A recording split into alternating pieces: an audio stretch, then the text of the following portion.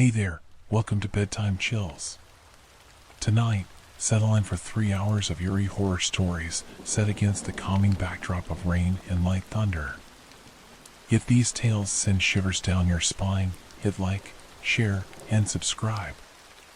Let me know where and when you're listening, drop a comment below. Now, get cozy and let the chills begin. There's a face outside my window. It appears every night at 2:04 a.m. My psychiatrist, Dr. Jenny Albright, tells me that it's a figment of my imagination, that this face is something my brain has created, manifested to deal with stress. Dr. Jenny said she wasn't surprised. Singaporeans were some of the most stressed people she ever treated. But I was lucky. I'd been referred to the Albatross Clinic, with its 99% success rate. Jenny Albright and her perky ponytail were going to make me right again. Tell me more about the face, she said, leaning forward on the little sofa, her clipboard and Pilot 2.0 clutched so hard I was surprised it didn't snap right in half. You know that painting? The one with the screaming man and the world is melting around him? The Scream? The Munch painting? That's the one. He's like that, but real. He has these fingers, they're impossibly long, pulling, dragging down his skin. His eyes are massive, bleeding holes, and his mouth is gaping. Does he have teeth? She asked. No, just gums, I said, then added, they drip, with saliva, I think. Dr. Albright scribbled quickly across the clipboard. How does this face make you feel? Was this Psychiatry 101? Scared. Then I smiled a little. More stressed. Jenny grinned back at me. Of course. Not angry? No, just scared. Have you tried speaking to it? Did she mean speaking to that thing? No. I usually wake up. I wake up badly, I repeated. It's almost as if I'm startled awake. The first time it happened, I didn't even notice the face at first. I'd been sleeping with the windows open because it was just so hot, and the AC broke. I paused for a moment to catch my breath. There it was, just staring at me from outside the window. It stays there for about a minute, then turns away and disappears. Jenny paused her furious scribbling. What happens when you close your blinds or curtains before you sleep? They're always open at 2:04 a.m. Even the time I clip the curtains together. It's worse because I think it can come in if it wanted to. It's just messing with me, I think. Do you think it's realistic? Jenny looked up from the clipboard and asked. The face? Of course not. That's why I'm here. It can't be real, and if I'm seeing things, then, well, I shrugged. Oh. And the face, it's not really possible, is it? This person hovering on the 19th floor of a luxury condo? She paused and looked straight at me.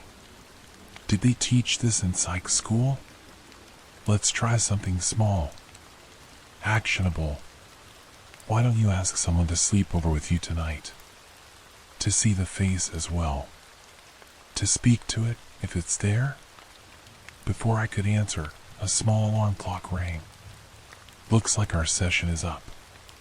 Dr. Jenny Albright of the Albatross Institute smiled warmly at me. Jared slept over that night. We'd been dating for over a year, and he knew about the nightmares. He thought I had sleep paralysis. He was the one who suggested I see a psychiatrist or sleep doctor about it. Most of the time, we'd sleep over at his place. It was bigger, closer to the business district, and just nicer. He had been patient, understanding. You don't have to make excuses to sleep with me, he joked, smiling with his bleached grin. I woke at 2:04 a.m. Jared was still sleeping.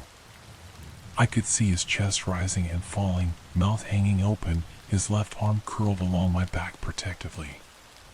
The face was at the window, eyes wider than usual. Its mouth slowly closed, and it brought a spindly finger up to its lips. I shook Jared. Jared, come on, wake up, I whispered urgently. Jared blinked sleepily, eyes adjusting to the dark. Is it the face again, Bailey? He mumbled. Jared, look, just look out the window, please, I begged, desperate to know I wasn't crazy. The heavy gray curtains that we clipped shut had been pulled apart. Even if he couldn't see the face, he would have noticed that, surely. Jared was still blurry, dazed in the fog of sleep. Look out the damn window, I hissed. The face was now shaking its head. It was easy to interpret. Naughty, it said. You just couldn't keep your mouth shut. I could tell Jared saw the face too. His eyes were wide with surprise.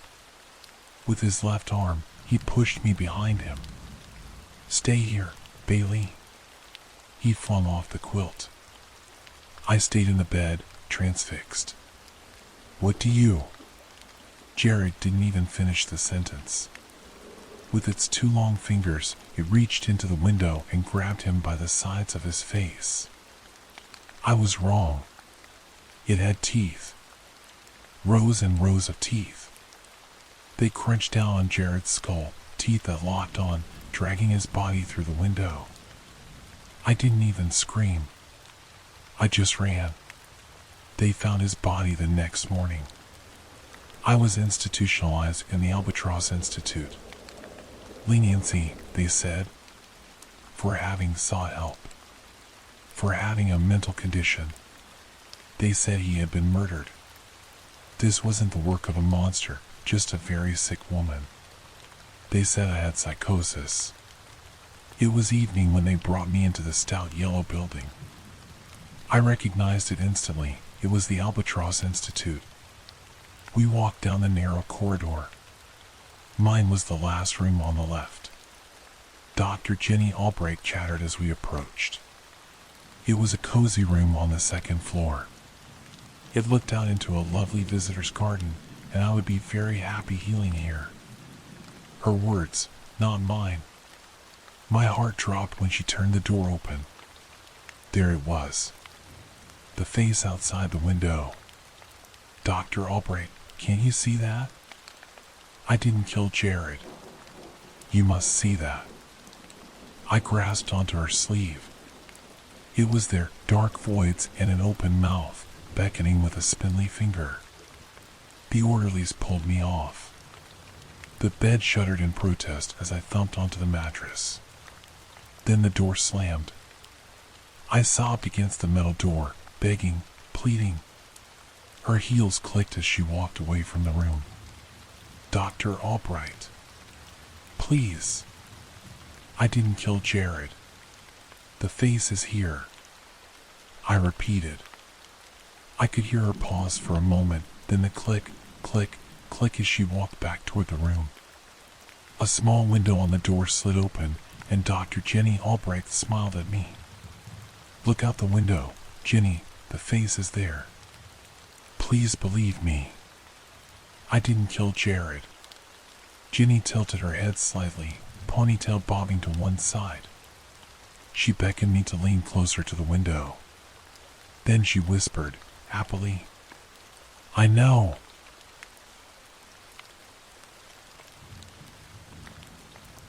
I tried to escape the rain in a rundown cabin.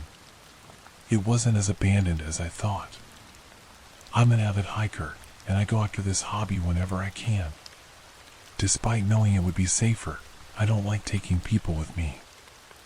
I make up for it by telling my friends where I'm headed and when to expect me to come back, though. This way, if anything should happen to me and I'm unable to call for help, there's always going to be someone who knows that I'm gone and where to look for me. Not that I often go anywhere that's particularly dangerous. I mostly just drive out to this hilly stretch of woodland that's about an hour away from where I live. There are a lot of different signposted trails there, and even though I've taken all of them at least once before, I don't mind doing it again. When this happened, I was hiking up a longer path. All the trails go around the forest in a loop, so you'll come back out right where you started. The one I chose involves a pretty steep ascent, so it's slightly more challenging than some of the others. It made me sweat a good deal, but since it wasn't my first time, I was doing just fine until it started raining. The weather forecast had predicted nothing but a cloudy sky and mild temperatures, so this was completely out of the blue. It was a strong kind of rain, too. Before long, the water was whipping in my face and coming down hard. I needed to get myself somewhere dry, or it'd start kneading me like dough. Of course, I hadn't brought an umbrella, so I ended up running into the woods for cover. For a while, I crouched down under a big tree, and it did shield me from the rain for a few minutes. I figured I could wait it out, but then there was this loud cracking noise behind me, and I turned just in time to watch a huge branch break off another tree and crash down below. Without me noticing, the wind had picked up and was now causing the bushes and treetops to shudder violently. I didn't want a branch like that coming down on me, so I hastily rushed back out onto the trail. With how far I'd walked already, my only option was to keep walking until I come back out. Pressing on was difficult. The rain was icy and made me shiver even through my jacket. Then, all of a sudden, I remembered there was an old, abandoned cabin off to the side a little way up the trail. Hopeful once more, I began to jog, shielding my eyes from the falling water with my hands as I looked around, trying to locate the small wooden building. Finally, I spotted the structure in the distance and started making my way up to it. Praying that it wasn't locked, I rattled the doorknob. The door swung open with an obedient creak, and I staggered inside before slamming it shut behind me.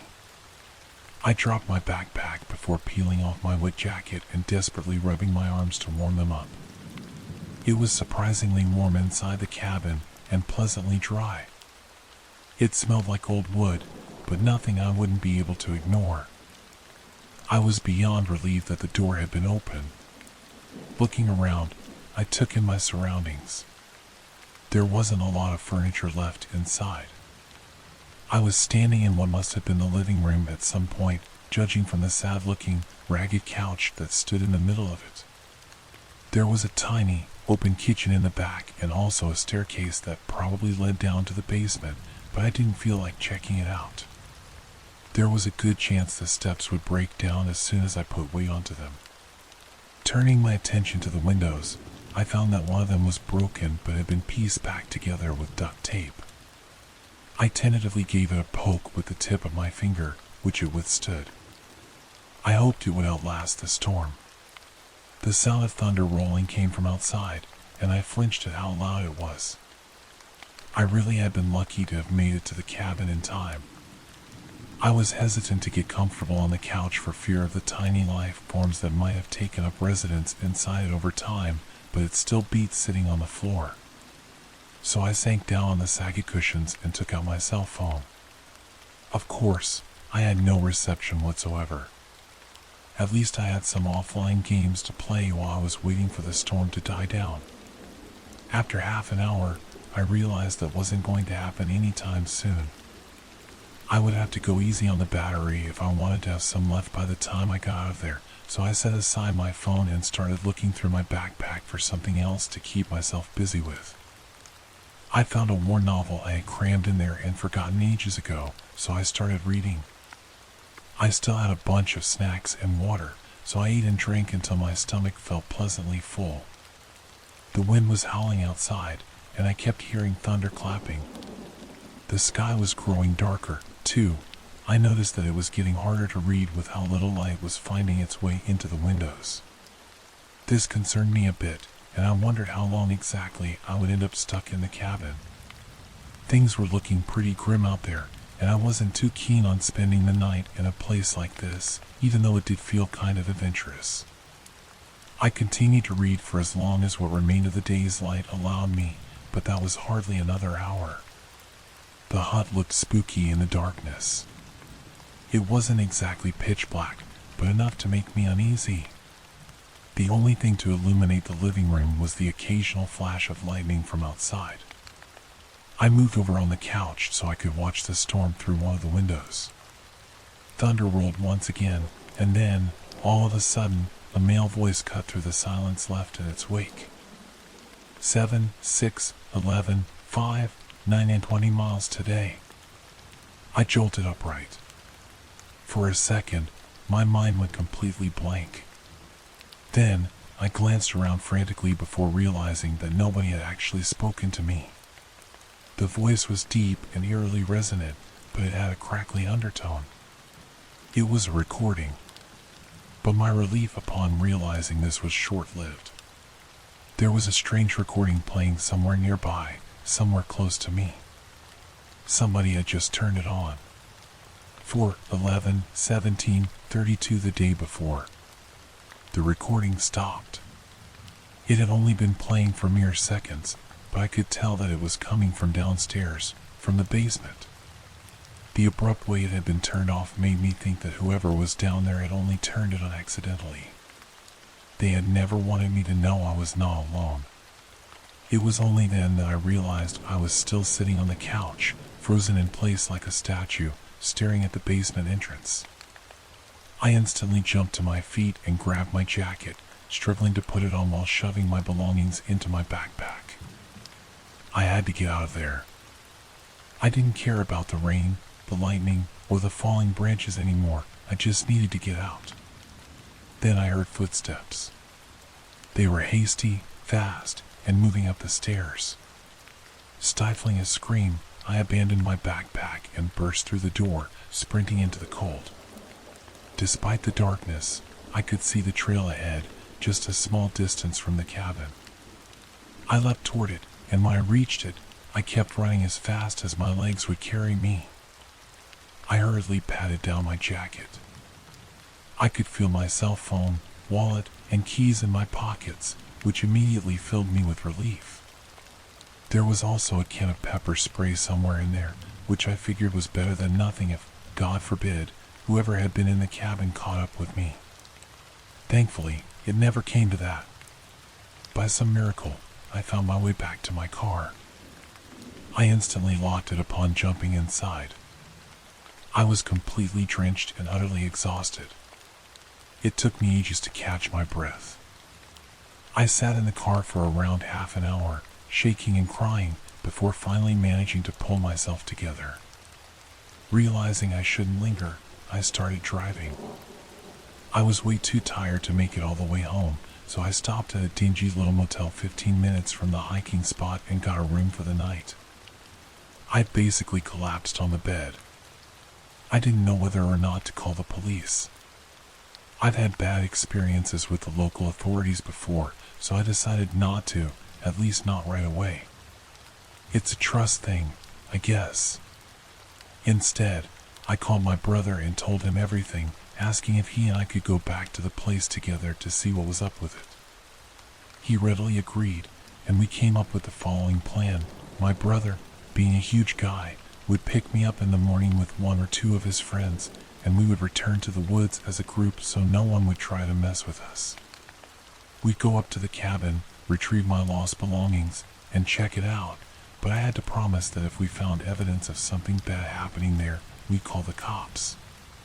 He showed up in his truck the next day as promised, bringing another guy with him. We headed back to the hiking spot and made our way up the trail. The storm had left its mark on the woods, broken branches were scattered everywhere, and some of the younger, thinner trees had been completely knocked over, torn out at the roots. The cabin, however, had endured. Its door was wide open when we reached it. We entered one after the other. I could tell the guys were just as nervous as I was. No doubt they were taking what I had told them seriously. Still, we were all prepared to defend ourselves if someone charged at us unexpectedly. My backpack wasn't in the upstairs room, which could only mean somebody had moved it. When my brother said we'd have to go down into the basement, I was understandably reluctant at first, but he reminded me that we had already agreed to this. It was too late to back out. Each stair let out an agonized creak as we stepped on it, and I feared the rickety old things might actually collapse. My brother's friend stayed upstairs in case we needed a quick escape. To my surprise, the stairs held. Soon enough, we found ourselves in a room just as big as the living room.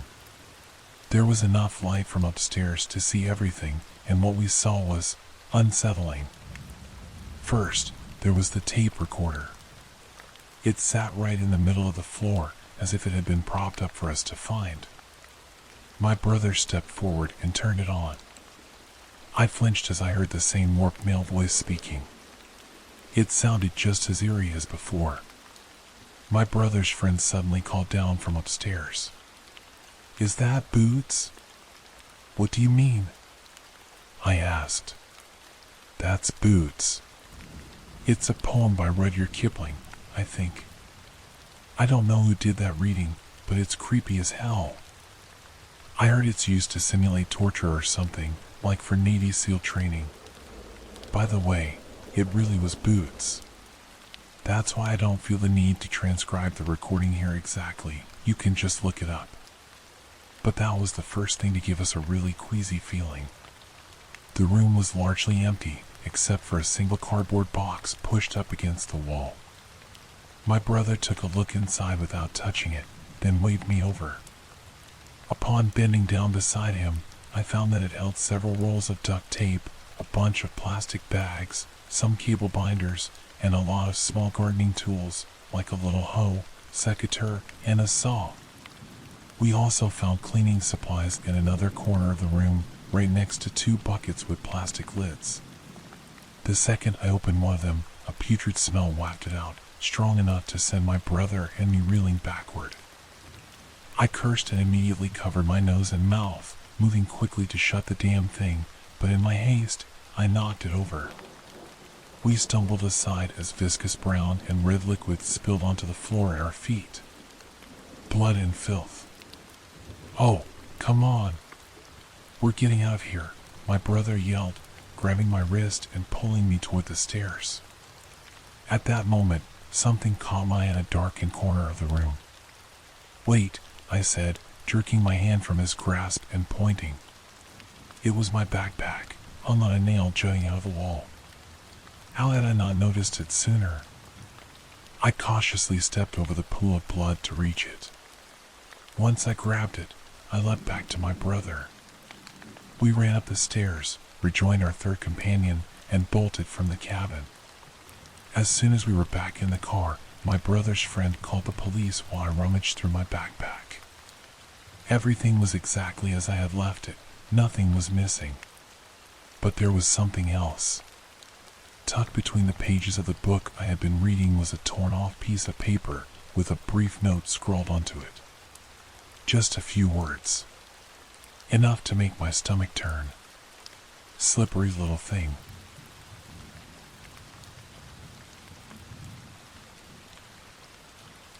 If you drive to Texas, don't do it at night.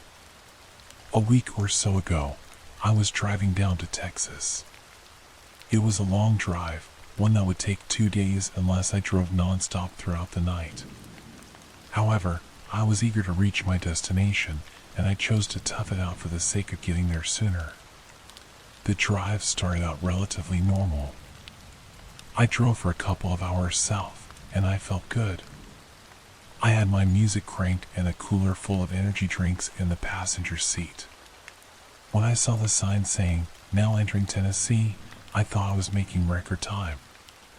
I must have forgotten to watch the clock, though, because the sun began to set. I was partially confused, mainly due to the fact that I had left earlier in the day, but I disregarded it as the idle distractions I'd created for myself to pass the time faster. Something else odd I noticed was the open freeway. Normally, I would expect to see many vehicles, all traveling to different places, but instead, I seemed to be the only one out and about. Still, I wasn't feeling tired, and I had already committed to driving straight through the night, even if things seemed strange. But as I drove on, I realized that the sun had set far too quickly, and with the lack of vehicles on the road, it looked like I was driving in a void.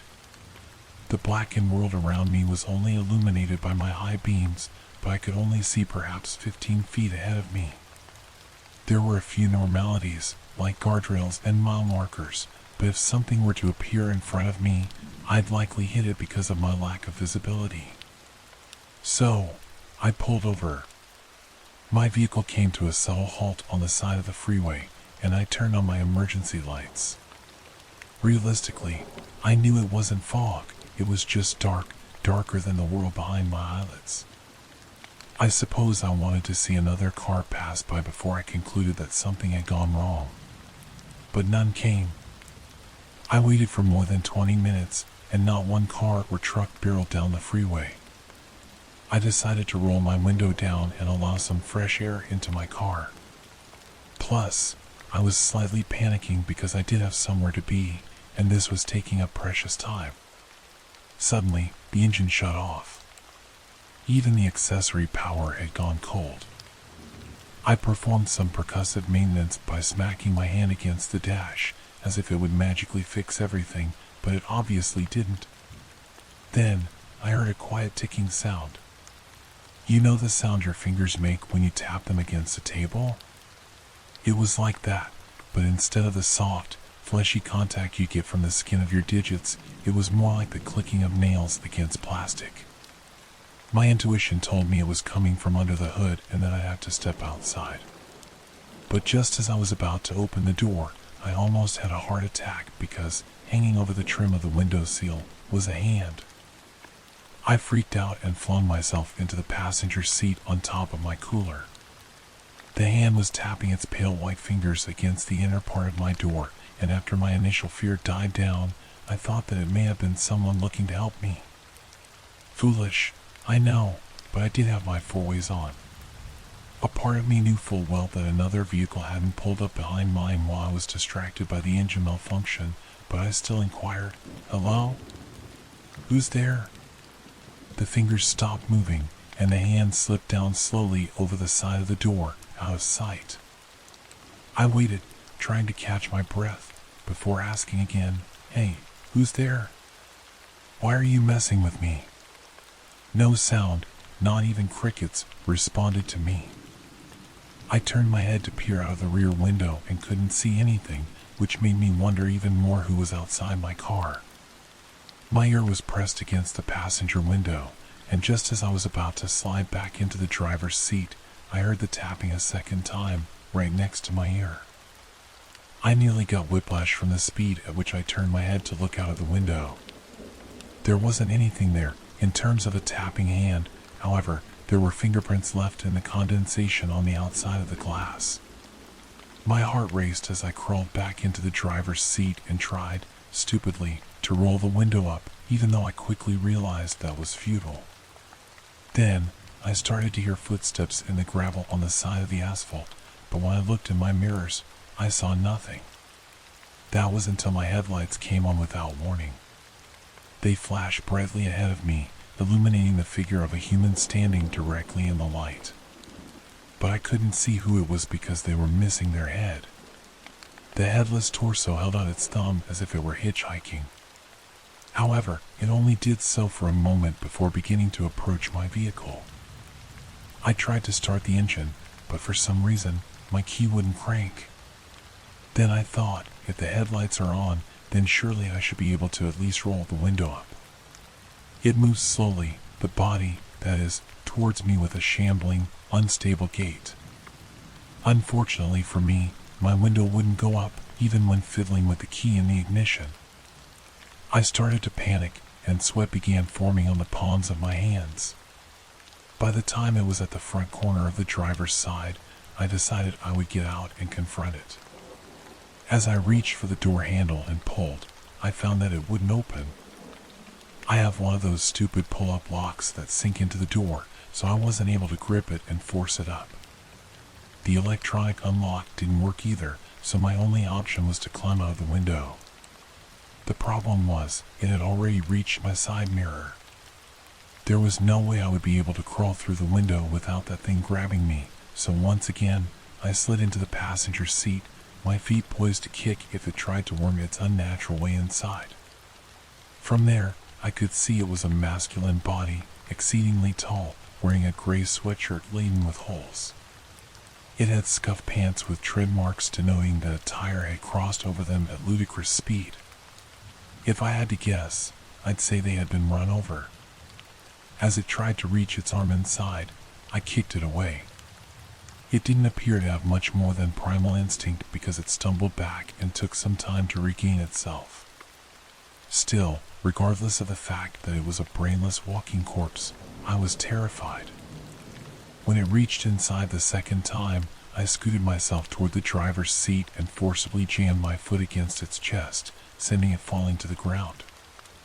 I used the opportunity to get out of the car via the open window and run around to the trunk. I couldn't open it without the key, which I had stupidly left inside, but at least I could get away. But as it rose to its feet, I felt an immense pressure in my head, as if someone were squeezing my brain. My vision became blurry, and different parts of my body burned with a fiery intensity. Every time I tried to move one of my limbs, I couldn't, and the paralysis weaving its way throughout my body made me an easy target. The headless torso continued shuffling its disjointed feet in my direction with an outstretched hand, but the other was held low with its thumb out. Suddenly, my faculties snapped back into my control, and I was able to avoid its mindless descent by stepping to the other side of my vehicle. I don't know what made me think the car would start if I tried again, but despite my former failures, I awkwardly jumped inside and turned the key. My eyes widened with joy when the engine turned over, followed by the familiar rumbling of the vehicle running. I threw the shifter into drive, slammed my foot on the gas without hesitation, and sped off into the dark. I thought I was in the clear, and my breathing slowly returned to normal. It was odd that some strange part of me thought that maybe it was just a ghost asking for help, but that was highly improbable, and now I know that wasn't the case. The freeway was still obscured by the all-encompassing darkness, but I didn't care. I just kept driving. Then my heart skipped a beat because, standing on the side of the road, was the headless person. I drove by but couldn't see them in my rearview mirror due to the darkness. I took a breath and drove on without trying to think about it too much while taking a look at my clock to see what time it was. It read 12 o'clock. Great, I said aloud, still maintaining a relatively high speed. My hands were firmly gripping the steering wheel, and I kept thinking it was over, but I was wrong again. Like before, I saw the body standing adjacent to the freeway with an outstretched thumb. It started walking into the road as if it were trying to be hit. I avoided it and continued on, completely freaked out. I took a peek in my rearview mirror, and I could have sworn it was sitting in my back seat, but as I quickly glanced over my shoulder, it was just an empty seat. My paranoia was somewhat satiated when I saw it again, but now it was holding something in the hand that didn't have its thumb out. As I drove by, I narrowed my eyes to see it closer. It was holding a smiling head. At this point, I was close to fainting from the fear. I just wanted this horror loop to end, but as that thought crossed my mind, I heard something heavy fall onto the roof of my car. I jumped in my seat, startled by the sound, and looked up. Obviously, I couldn't see anything, but I could hear movement, and I could sense the weight lurking above. Regrettably, during all the chaos, I had still forgotten to roll the window up, which I admit was entirely my fault, much to my dismay. I say that because the sound suddenly stopped, and I thought it was over once again. But when I looked to my left, I was met face to face with the severed head. The body was on the roof, holding the head in my open window. I yelled, and it tossed the head inside. It latched onto my thigh, biting deeply into my muscle. It laughed maniacally, and I nearly crashed trying to deal with both the head and keeping my vehicle on the road. I yelled out in pain and began pounding my fist against the back of the head. Luckily, one of my attacks dislodged it from my leg, and I grabbed onto it with my free hand before throwing it out of the window. All at once, the darkness lifted, and I was able to see the head bouncing down the freeway in my mirror, followed by the body it belonged to sliding off my roof, only to tumble onto the road. I was breathing so hard I thought I might lose consciousness, and my leg was bleeding pretty badly, but I dared not stop. I started to see other vehicles, and that's when I finally allowed myself to feel any sort of relief. The events I had experienced shocked my system, and I decided I would pull off at the nearest town and get a motel for the rest of the night. When I found one, the lady at the counter said, "Your face is so pale. Are you okay?" I looked deeply into her eyes and said, "There was a man, or rather, a body, on the freeway, without a head. It terrorized me and nearly killed me." She stared at me for a moment before bursting into laughter. "Oh, you young people. You always have the craziest stories, although I do seem to remember someone else saying something about a body on the freeway once." My eyes lit up. "What did they say? What happened to them?" "Well, nothing happened. We called the police, but they found no bodies, nor did they find any evidence of an accident. The person ended up leaving the next morning, and that was that." "Huh," I uttered softly. I got a room for the night and addressed my wound. It wasn't as bad as I originally thought. It must have been the lighting that made it look worse. I stayed until early morning and then checked out with barely any sleep. Now, I'm telling you to avoid driving down any freeway if you're going to Texas. I mean, I can't say for sure what the catalyst was, but something to do with my specific trip caused me to experience this horrific anomaly, and I just want to warn everyone I can. Although the lady at the counter did say someone else experienced something similar. I just don't know, and it's better to be safe than sorry. What's even worse is that while I was about to get into my car to continue my drive south, I noticed a fresh handprint pressed firmly against the outside of my driver's window. I guess I'll be sticking to day driving from now on.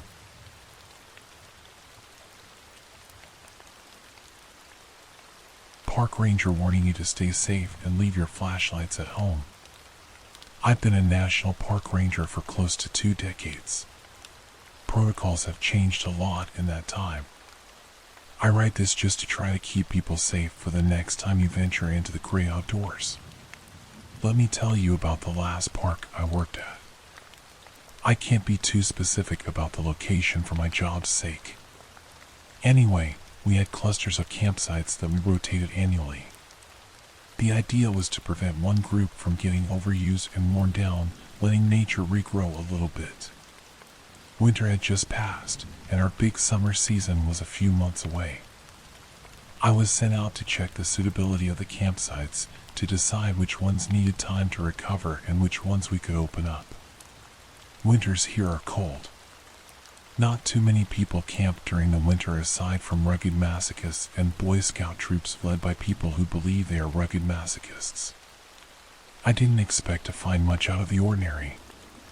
The first site was clear and ready to go. As I was trekking to the next site, I saw what looked like some debris and junk down a ways in a river valley. It looked like some jackasses had set up an unauthorized camp down there. Usually, when that happens, they leave garbage and smoldering fires. This was going to be a pain to clear up. I approached, seeing the telltale wreckage of what must have been one hell of a party, stuff scattered everywhere, the skeletons of tents still raised up. And blood. I stopped, and time stopped with me. Pools of blood were spread out along the ground, next to signs of something heavy being dragged into the brush. I pulled my radio off my belt and paused. Then I pulled my Glock 22 out of my holster and racked one round. I'm a certified law enforcement officer, but I hadn't had to use my gun in a long time. I quickly looked around for any movement, then got on my radio and called in for backup. While I waited, I listened. Silence. Silence in nature isn't good. Prey get quiet when they sense a predator. I hoped all the birds were being still on my account. I edged forward slowly, looking for anyone or anything. A shredded plastic cooler. A tent that had been annihilated, with more blood splashed on the walls and inside. People had died here, I knew it. You can't lose that much blood and just walk off. But there were no people. Shreds of clothes, a little viscera drawing all the godforsaken flies here, but no people. I've seen bears rummage through camps and destroy anything that looked edible. There are wild hogs here that cut trails through the deep brush and are even more dangerous than the bears. But this wasn't either of them. The devastation here, it was just too much. Some scourge of God had come through and ripped everything to pieces. Finally, backup arrived, and I was sent to report to HQ. They even brought medics out here. I don't know why, there was no one here to save.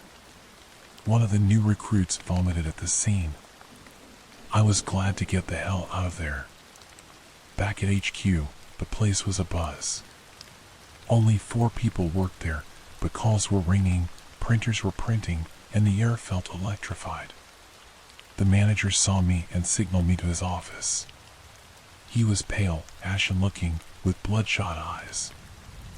I sat down by his desk, and he went to the door and locked it. I had never seen him lock that door before. He asked me what I saw. I told him, uninterrupted. He looked even paler afterward, his hands trembling a bit. There was a very long pause, and I expected more questions. He didn't ask any. I left, then heard the door lock behind me. A few minutes later, I heard him call someone up, and a long, low conversation ensued. I never saw him again. Word came down from on high. We were assigned a new manager, one who excelled at what he called crises. His first order of business, a controlled burn of the unauthorized camp and the sites closest to it. I wasn't arguing. I watched the smoke rise in the distance and prayed that was the end of it.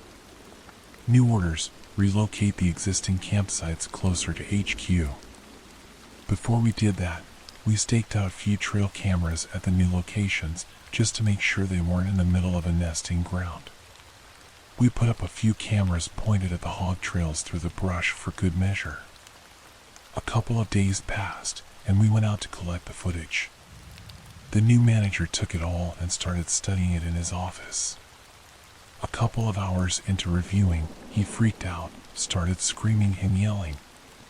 Got on the phone, calling up the line, spitting more obscenities.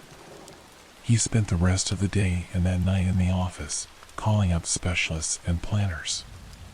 The next morning, I showed up for a meeting. The manager didn't look like he had slept. Massive changes were afoot. He laid out our new plans, including massively bright lampposts circling the park border as well as floodlights around the ranger station. Campsites needed to be moved even closer in, clear lines of sight from the light, if possible. I butted in, telling him that defeated the point of going camping. If you're just going on a short walk through the grass, then setting up so close you can see the parking lot, what's the point? He told me to shut up, that it was just the start. The park now closed at sundown, sharp. Also, we were now required to have a long gun on our person at all times. Now, it isn't uncommon for rangers to carry an AR-15 or Remington 870 shotgun when going out in the deep woods. There are wild and rabid animals out there. The real concern, however, is the massive substance growers. These aren't your chill neighbors who hide a few plants behind the tomatoes. They run the spectrum, from large-scale suppliers who like their privacy and dislike law enforcement to anti-government crazies who think we have no right over them, the true patriots. Both groups have a few common points. They tend to be well-armed, they do not like lawmen, and they won't shy away from taking a shot at some dumb, poor ranger who stumbles into their fields. Keep in mind, Elliot Ness, Mr. I fought Al Capone in one, got scared off busting up Appalachian moonshiners because they constantly sniped at him in the foothills. They shoot to kill. Those are the reasons we keep the big guns around, not for routine patrols. I drew the short straw and got the overnight shift. The manager told me more changes to protocol would be listed when I returned. Overnights used to be easy. Monitor the radios, bust up parties if needed, check for poachers if they were operating nearby, make sure the forest didn't burn down. I clocked in and, per instructions, went to the gun cage. My, how things had changed. Our shotguns have new, rifled barrels, so they can handle the solid slugs we've been issued. That's the kind of firepower you want to take down a charging bear, God forbid you ever need it. The AR-15s have been stepped up too. The old 15-round magazines have been replaced by 30-round ones. Someone even snuck us in hollow point rounds. Makes no damn sense. Shooting in the woods, you need full metal jacket ammo, so the rounds don't go wild when they touch a twig. Hollow points just exist to do more tissue damage. This is ridiculous. This is overkill. We're not in a war zone. We don't need this firepower. Next to the radio, there are new instructions. Now, we're not allowed to directly respond to emergency calls. We can reply, figure out what the issue is, then report to a new phone number I don't recognize. Time passes slowly tonight. I'm not even allowed to leave the building until sunup.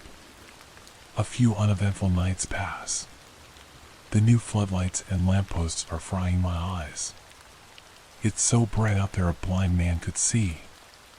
A week later, some kids roll into the lot. They grab their backpacks and start hiking up the ridge. I know what they're up to. No one has booked a campsite that night. Cheap young ones going on a camp out that will be a raging party. I wait for the sun to go down, confirming they're not out for a day hike. I call my manager to report. He instructs me to call the new number. I report to them now. A curt voice answers the phone. He asks my park, then pauses. He asks the issue. Bunjock kids on an unauthorized site. Do I go break it up? I can see their campfire out on the ridge right now. No. Do not leave the building. Do not attempt communication. That is all. Report if there are any developments. Right after daybreak, the manager rides up. It's real early. Have you seen them? Did they leave? No, the car's still there. Let them rest. They're probably all hungover. He curses non-stop, then goes inside to make a call. I'm outside looking up the ridge when he exits the station. One AR-15 in his hand, another one strapped across his back. Glock on his hip. He marches single-mindedly toward his car.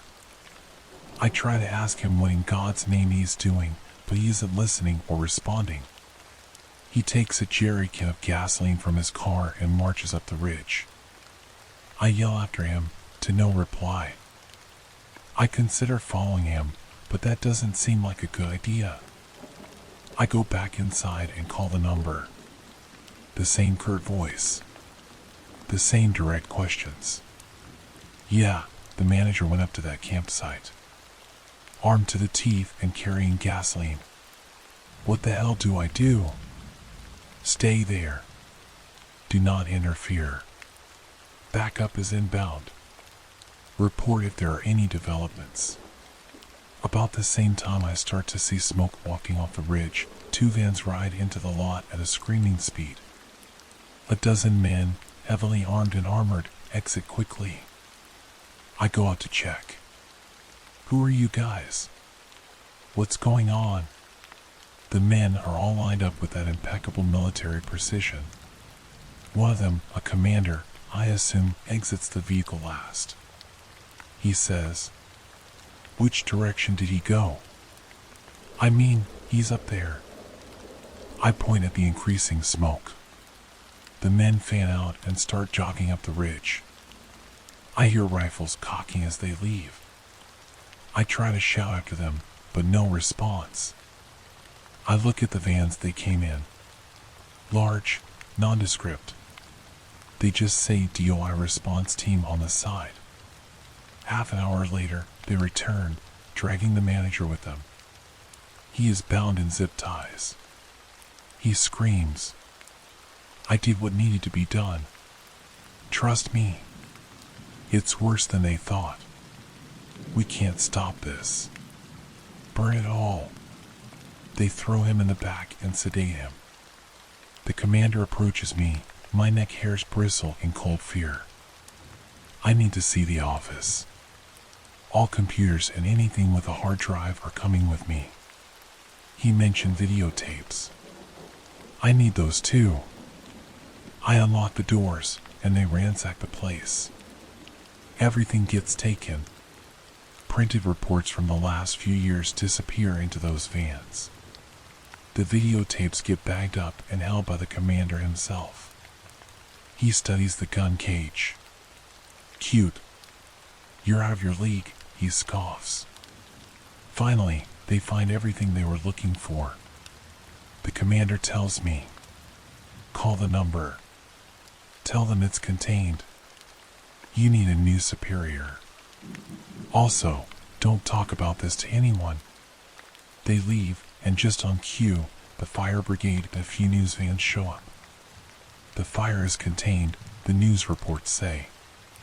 Rumors of missing campers are unsubstantiated at this time. Still, the rumors alone are enough to scare off this season's campers. The quick change-up of managers is chalked up to bureaucracy. The press dies down after a week or two. The new manager is very good at dealing with them. Thankfully, with no new campers and our now even shorter open hours, we can get more work done around here. Rebuilding the station took some time, and we just set up the new campsites. They're practically spitting distance from the station. Nothing dramatic happens for a few days.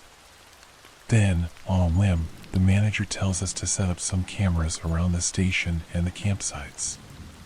There's usually so much human activity around here that all you see are some raccoons, maybe the rare hungry bear, but we humor him and set them up all around. A couple of days pass. We collect the footage. I play poker with one of the rookies while the manager watches hours of footage of an empty but brilliantly illuminated parking lot. Then he gets to the footage around the station. Screams come from the office. We barge in, and he's stamping on the camera hard drives, gibbering things I can't understand. Along the lines of, told me it was clean, safe. No recent activity. Bullshit. I'm not gonna do it. He barks at us to leave. Later, he makes a call. The rookie goes up to the door and listens in. The rookie comes back, reporting. Yeah, he's demanding a transfer. Says they lied to him. Something about how they didn't do their jobs properly. He's not prepared or equipped here. Then I just heard the phone click and some sobbing. Hours later, my manager exits the office. His shoulders are slumped, defeated. We cut our hours even further, practically open on weekends only. We'll have a full staff ready those days, but a skeleton crew the rest of the time. Campers are required to check into one of the closest sites. No campsite, and they're told to leave. We are not authorized to leave the station after dark under any circumstances. In an emergency, do not call 911, call the number and do exactly what they say. We draw straws for who gets overnight shifts. Why we need to stay overnight if we can't do anything is beyond me. I asked the manager about it, and he just said that standard protocol is to have someone on hand to report any irregularities overnight. I have to work my overnight shift. I keep my phone close, the number dialed in, ready if I need to call. It is a bad night. I just wind up pacing around with my shotgun, glancing into the bright floodlights, trying to see what's past them. I hear crickets, and it relaxes me. Prey is quiet when predators are around. It is a long night. The next night, my manager draws the short straw. He seems resigned. In the end, we all have to take a turn. He brings the brightest damn tactical flashlight I've ever seen. Said he bought it just because he's afraid of the dark. He isn't, really. He's afraid of the things in the dark. I get a phone call at 3 a.m. It's him. Get over here now. And bring guns. What? You have a damn arsenal. Now. Oh, I swear to God, I messed up. Oh man, I think they're attracted to the light. I called that number, and all they said was backup would be here in the morning. Oh, no. No, no. I hear the piercing staccato of gunshots. A pause. More gunshots. Screaming. Scuffling. The line goes dead. I call the number. A new, terse voice answers. Look, I work at Park Name. I just got off the phone with manager's name. I just spoke with manager's name. What can you report? Something bad happened. It's serious. I heard gunshots. We will have backup there as soon as possible. Did he say anything else? Yeah, he said he thought they were attracted to the light. Doesn't make sense to me. Interesting. Thank you for your report. The park is now closed. You will be reassigned. Goodbye. Click. Officially, the park was closed to be scheduled for a controlled burn. Let the old trees die and make room for new ones. There was nothing in the official report about what happened to the manager on duty. The public understanding was that bureaucracies need to be shaken up on occasion. No one asked any more questions. I get transferred to a new park halfway across the country. Change of scenery and beautiful. They've got some odd rules here too. Don't go far after dark and don't carry a flashlight. I'm concerned about why. Why can't you use a flashlight at night when you need one? They won't tell me. Be safe, everyone.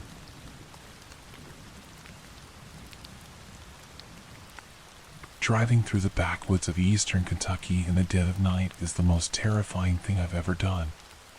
Anyone who's ever been in the area knows exactly what I'm talking about. All the light from the moon and the stars is blocked by thick vegetation and hills, so it's pitch black. There's history in those hills, a lot of history, and this energy fills the place with this crazy bad vibe.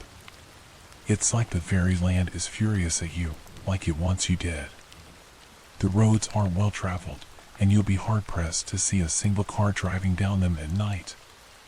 Cell service out there is, at least for me, spotty at best, non-existent at worst, and you pray to whatever you believe in that your car doesn't break down, knowing full well the folks who live scattered across the hills are isolated, private people, knowing that they wouldn't be very happy seeing you wandering onto their property in the dead of night. Not happy at all. It's what my mom calls bad country, one word. She always told me to avoid the area if I could, saying that I'd likely be murdered or worse out there. And I've heard the stories too. Stories about people getting out of their car to help a stranded motorist, only to be ambushed, robbed, kidnapped, or worse. Stories about strange lights, ghostly killers, vanishing hitchhikers, and bizarre hillbilly families. There are said to be hundreds of unreported deaths out there, people just vanishing off the face of the earth, never to be seen again. I've always avoided driving through those hills, but one night, I found myself driving straight down KY52S instead of I-75S, straight into those hills, straight into their darkness. Around midnight, I got a message from my mom that my dad had been taken to the hospital and that his condition was serious. I immediately jumped out of bed and into my car, despite my mom telling me to wait until morning to drive down. I lived up in Richmond at the time, while my parents were down in Hazard. It's a little under a 2-hour drive via I-75S and a little over 2 via KY52S. That night, though, I-75S was closed due to an overnight bridge reconstruction project, so I had to take KY52 southbound, and it goes through some pretty gnarly bad country. I figured nothing would happen, that it'd be a smooth, yet anxiety-ridden, 2-hour trip, but there was this dread I couldn't shake, boiling up in my gut, urging me to wait until morning. But I didn't. I couldn't. I had to see my dad. I got from Richmond to Irvine just fine, driving the winding road and hilly terrain with ease, going faster than the speed limit. It was from Irvine to Jackson that things took a turn for the worst. First off, it was dark. Really, really dark. Even with my brights on, they barely lit up the surrounding area. The constantly curving roads didn't help either. I found myself slowing down, having to navigate through the dark, around the switchbacks, turns, inclines, and depressions, hoping to God I didn't run off the road or hit an oncoming vehicle. And the dread was at the forefront of everything now. Sure, it could have been exacerbated by worry for my dad, but there's something about those hills, something evil, and I was absolutely terrified. The radio was dipping in and out, so I put in a CD, Dio, and tried to drown out the fear with music, but after the first song, I turned off the stereo completely and drove in silence, all my senses on high alert. It felt wrong. It felt like I was being watched. Every so often, I would see a light flash in the woods, like a campfire, but brighter. And I swear, at one point between Crystal and Beattyville, there was this pale, hairless, and huge humanoid running after my car next to the road. I swear I saw it in the rearview mirror. It disappeared into the darkness and the trees when I braked and spun around in my seat. 30 minutes out of Beattyville, I saw a kid. He was wearing a yellow shirt, blue shorts, and a red jacket, lit up, colors that reminded me of Superman. He wasn't wearing shoes. That bothered me. I flicked my brights down to their normal strength and slowed to a crawl, wondering what the hell this kid, who looked to be under 10, was doing out in the middle of nowhere. I made sure my doors were locked, cracked my window, and asked him if he was okay as I rolled toward him. He didn't respond. I glanced down at my phone. No service. Damn. I asked him if he was okay again, and he looked up at me quickly, making as if fall down. He was crying. I slowed to a stop, and he immediately ran over, sticking dirty fingers into the crack of my window, pounding on the door. He was screaming something about how they were hunting him, that they were going to let the monster eat him, and that they were watching us now, waiting just beyond the darkness. At this point, I was seriously freaking out, and I might have been screaming too. I tried to roll my window up without hurting the kid, but he wouldn't release his grip. I think he was trying to break it. A bright light flashed onto us, and the kid screamed even louder, let go of my car, and began running down the road back toward Beattyville. And, I'm ashamed to say, I took off. I was afraid I was going to die and become another statistic of these hills. In my rearview mirror, I watched as what looked like 3 men in hooded robes ran onto the road. The spotlight one of them was holding was trained on my car, hitting the mirror at an angle that blinded me, but it looked like the other 2 were going after the kid. I blinked and looked back toward the road, speeding like a bat out of hell. I pulled off in Jackson and drove straight to the police station. 2 detectives and an FBI agent, who happened to be in town working with a liaison, listened to me with grave faces. When I finished, the FBI agent thanked me, then told me that a kid had gone missing the day before from a Bible camp near the Kentucky River. That's why he was in town in the first place. Apparently, the kid and his friends were out playing hide and seek in the woods in broad daylight when he just disappeared. He was wearing yellow, blue, and red, like Superman. The strange thing is, his footsteps just stopped, and his shoes were still there. It was like he was lifted off the ground by air. It was weird. Half a dozen cop cars, with twice as many cops, the agent, and a search and rescue team were dispatched to the area within minutes after I reported what I'd seen. I drove to a local diner and ended up staying in Jackson until morning, making the 40-minute drive down to Hazard after the sun rose. After hearing why it took me so long to get down there, My mom was beside herself with panic, but was also glad I was okay. She told me I did what I had to do to survive, that I was brave, and that I wasn't a coward. My dad ended up making a full recovery. If you're wondering if I feel like a coward, if I regret not letting that kid into my car, the answer is a resounding yes. I do. I am. It haunts me to this day. But I don't know what would have happened if I had stayed there any longer, and I don't know if either of us would have made it out alive. No trace of the kid was ever found.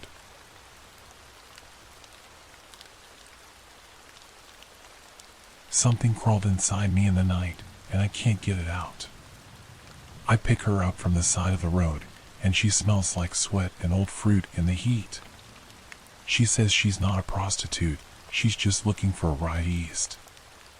I tell her I'm not looking for a prostitute. She grins, bares her teeth. Never said you were. We ride in silence. I say I'm headed east as well, to the coast, that she can stay with me as long as she needs, but that's where I'm going. She nods, says she's going in that direction anyway. The AC is broken in my car, and we drive with the windows open, sweat beading on her top lip, her forehead, black locks of hair sticking to her face. She sings sometimes, half-completed melodies, songs I recognize, songs I don't. When she forgets the words, she just hums, letting the tune slowly die in her throat.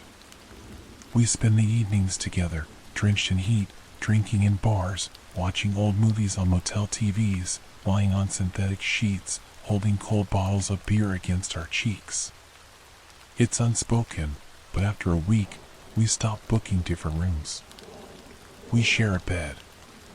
After the first time we sleep together, we're lying in bed, and she says, "There's something inside me. It crawled inside me when I was a girl, and I can't get it out." She gets real serious when she says this, frowns in a way I didn't know her face could, pulls her lips together.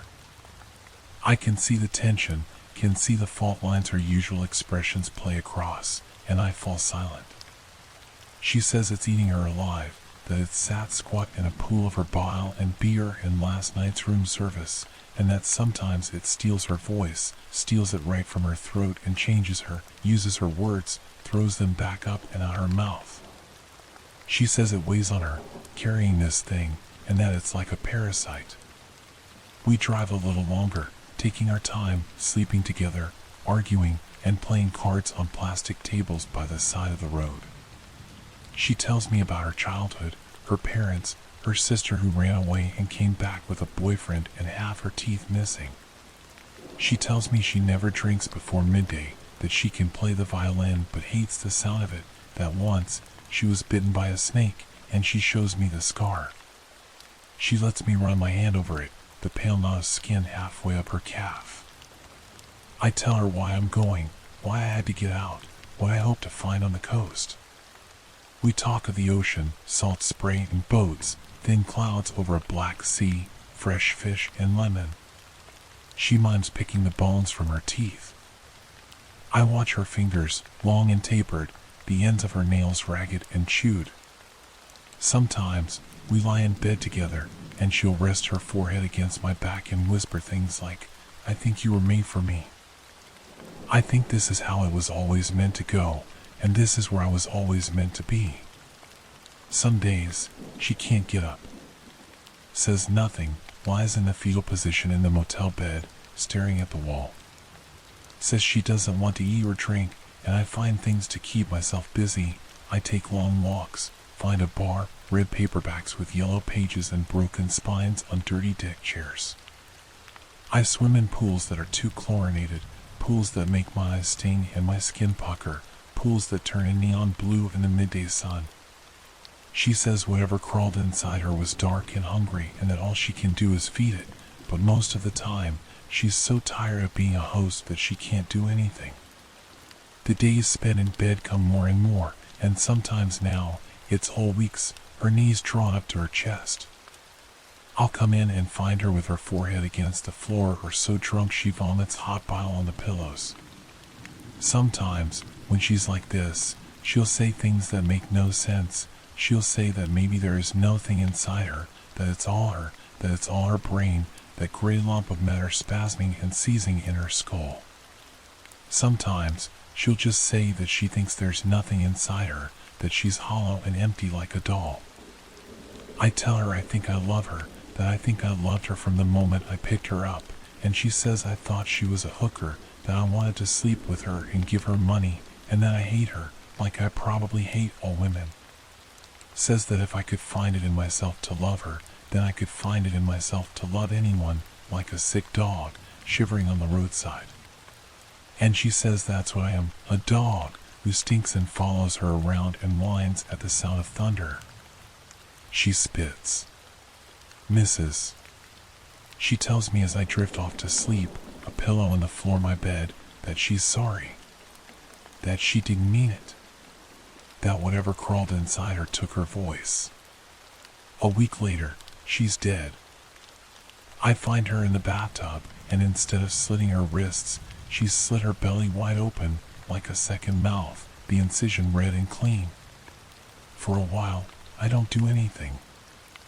I study the condensation on the mirror, the faint pink of the water, listen to the drip of the tap. The locals verify my alibi. The wounds are clearly self-inflicted. The police are done with it all pretty quickly. They can't find her family. We have a small funeral, me and the woman at the check-in desk, who smells of lavender and holds my hand. She tells me that she was so pretty, and you obviously loved each other very much. Even though the words don't mean much, I appreciate just that someone is saying something to me. That night, I cannot sleep. It's too hot. The covers stick to me. The heat feels invasive under my chin, licking at my back, between my fingers. And then I hear it. Motion, scrabbling, from somewhere. The lights outside barely illuminate the room, but I can suddenly see it, a dark shape, pressed into the corner of the room, between the ceiling and the two walls. So many legs, I can't count. A shape darker than shadow, that moves like some giant insect, spasmodic, twitching. I can do nothing, can only watch as it crawls along the ceiling. As it draws closer to me, the faint light from the window illuminates some of it, the dense fur of its body, the eager twitches of its mandibles, its eyes glossy, its whole body shivering in anticipation. I can do nothing but lie still, mouth open in a silent scream, as it lowers itself slowly from the ceiling. The gossamer thread glistens in the half-light. The thing wriggles, settles on my face, and it's so heavy, like it's made from iron. I can feel its legs all around me, its body slowly forcing its way into my jaw. And there's nothing I can do but lie there and let it force its way in until I see its final legs disappear down my throat, their bristles and hairs making my mouth burn. I wake in the morning. A bad dream, I think. But whatever's inside me now is hungry. I try and smoke it out, buying a pack of cheap cigarettes, smoking one after the other and flicking the butts into the shimmering blue of the small pool outside. But the thing thrives on smoke. I try to drown it, sinking beer after beer in a dive bar, blinded by the tacky signs and mirrors, my shirt sticking to my back. It's so hot. I drink so much the world staggers, tries to find its footing but can't. Then I'm out on the curb, retching, and I can tell the thing inside me has soaked it all up, turned all those hops into fat and sustenance. And after this has failed, and I know it's growing fat in my belly, I stumble back to my motel room and try to beat it out. I smash my forehead against the wall until I see spots of light and taste iron. When they break down the door, my whole face is swollen, and I'm telling them that something crawled inside me in the night, and I can't get it out. I can feel it stir in my stomach, something heavy and black. I can feel it readjust itself, away from the shaft of light I imagine my throat casts whenever I open my mouth. Like a spider in a bathtub, all joints and blinking eyes. I'm disgusted by myself, by the idea that this thing lives under my skin, sleeps there, wet with my bile and warmed by my blood. I move back home, or at least to what passes for home. I never make it east. When I retrace our route on a map, I can see that we moved in lazy circles, never really going anywhere, happy and content with the idea of motion but not its consequence. Whatever is inside me smothers me.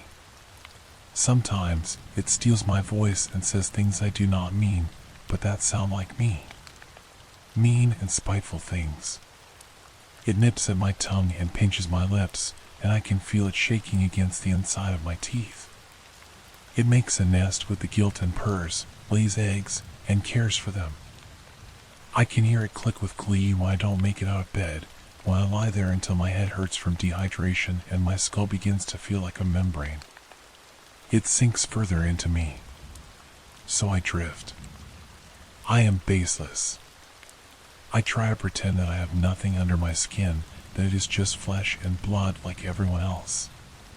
But I think people can see through that, the bags under my eyes, the dirt on my clothes, the way my face never comes to rest.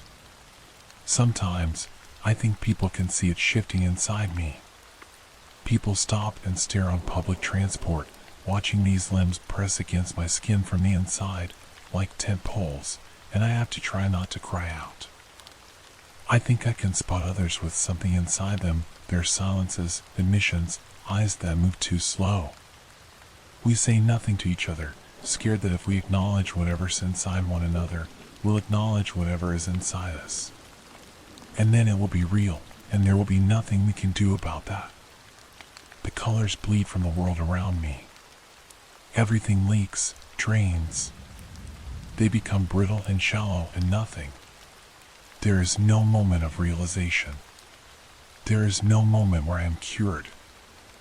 I attend meetings, talk to people, listen, hear about what crawled inside them, how they feed it, what their darkness eats and likes and thrives in. Sometimes, people will not come back.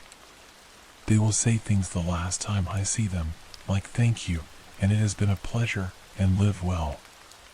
And then I won't see them again until I attend their funeral weeks later. I learn what it likes. I learn how to feed it, how to coexist. There is no grand victory. There is no moment where I realize that to flush it out of my system, I must face it head on, learn some great truth about myself, and emerge from this chrysalis a better and more thoughtful man. There is nothing redemptive about it, no realization I am offered.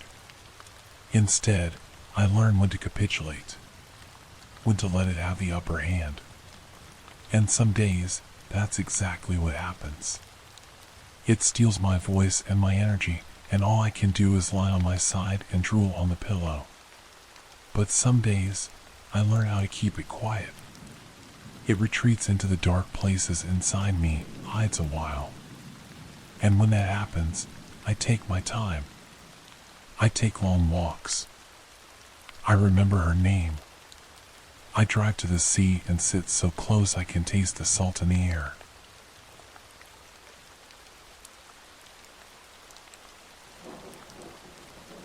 At 3:17 a.m., a bus that isn't on the schedule arrives outside my house. For context, I am a middle-aged man who lives on the outskirts of Parbold, a small English village. My house is the only one on a long, winding country road, but it does have a bus stop. From my bedroom window, I can see it on the other side of the road.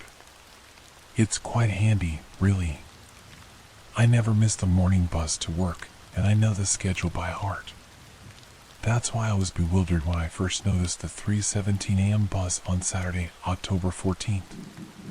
It woke me up, actually. I'm a light sleeper. I sat upright in my bed, twisted my body around, propped myself up on my knees, and gingerly inched the curtains open.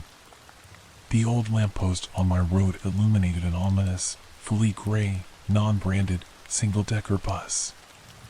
There was no interior lighting. I couldn't see a driver or any passengers.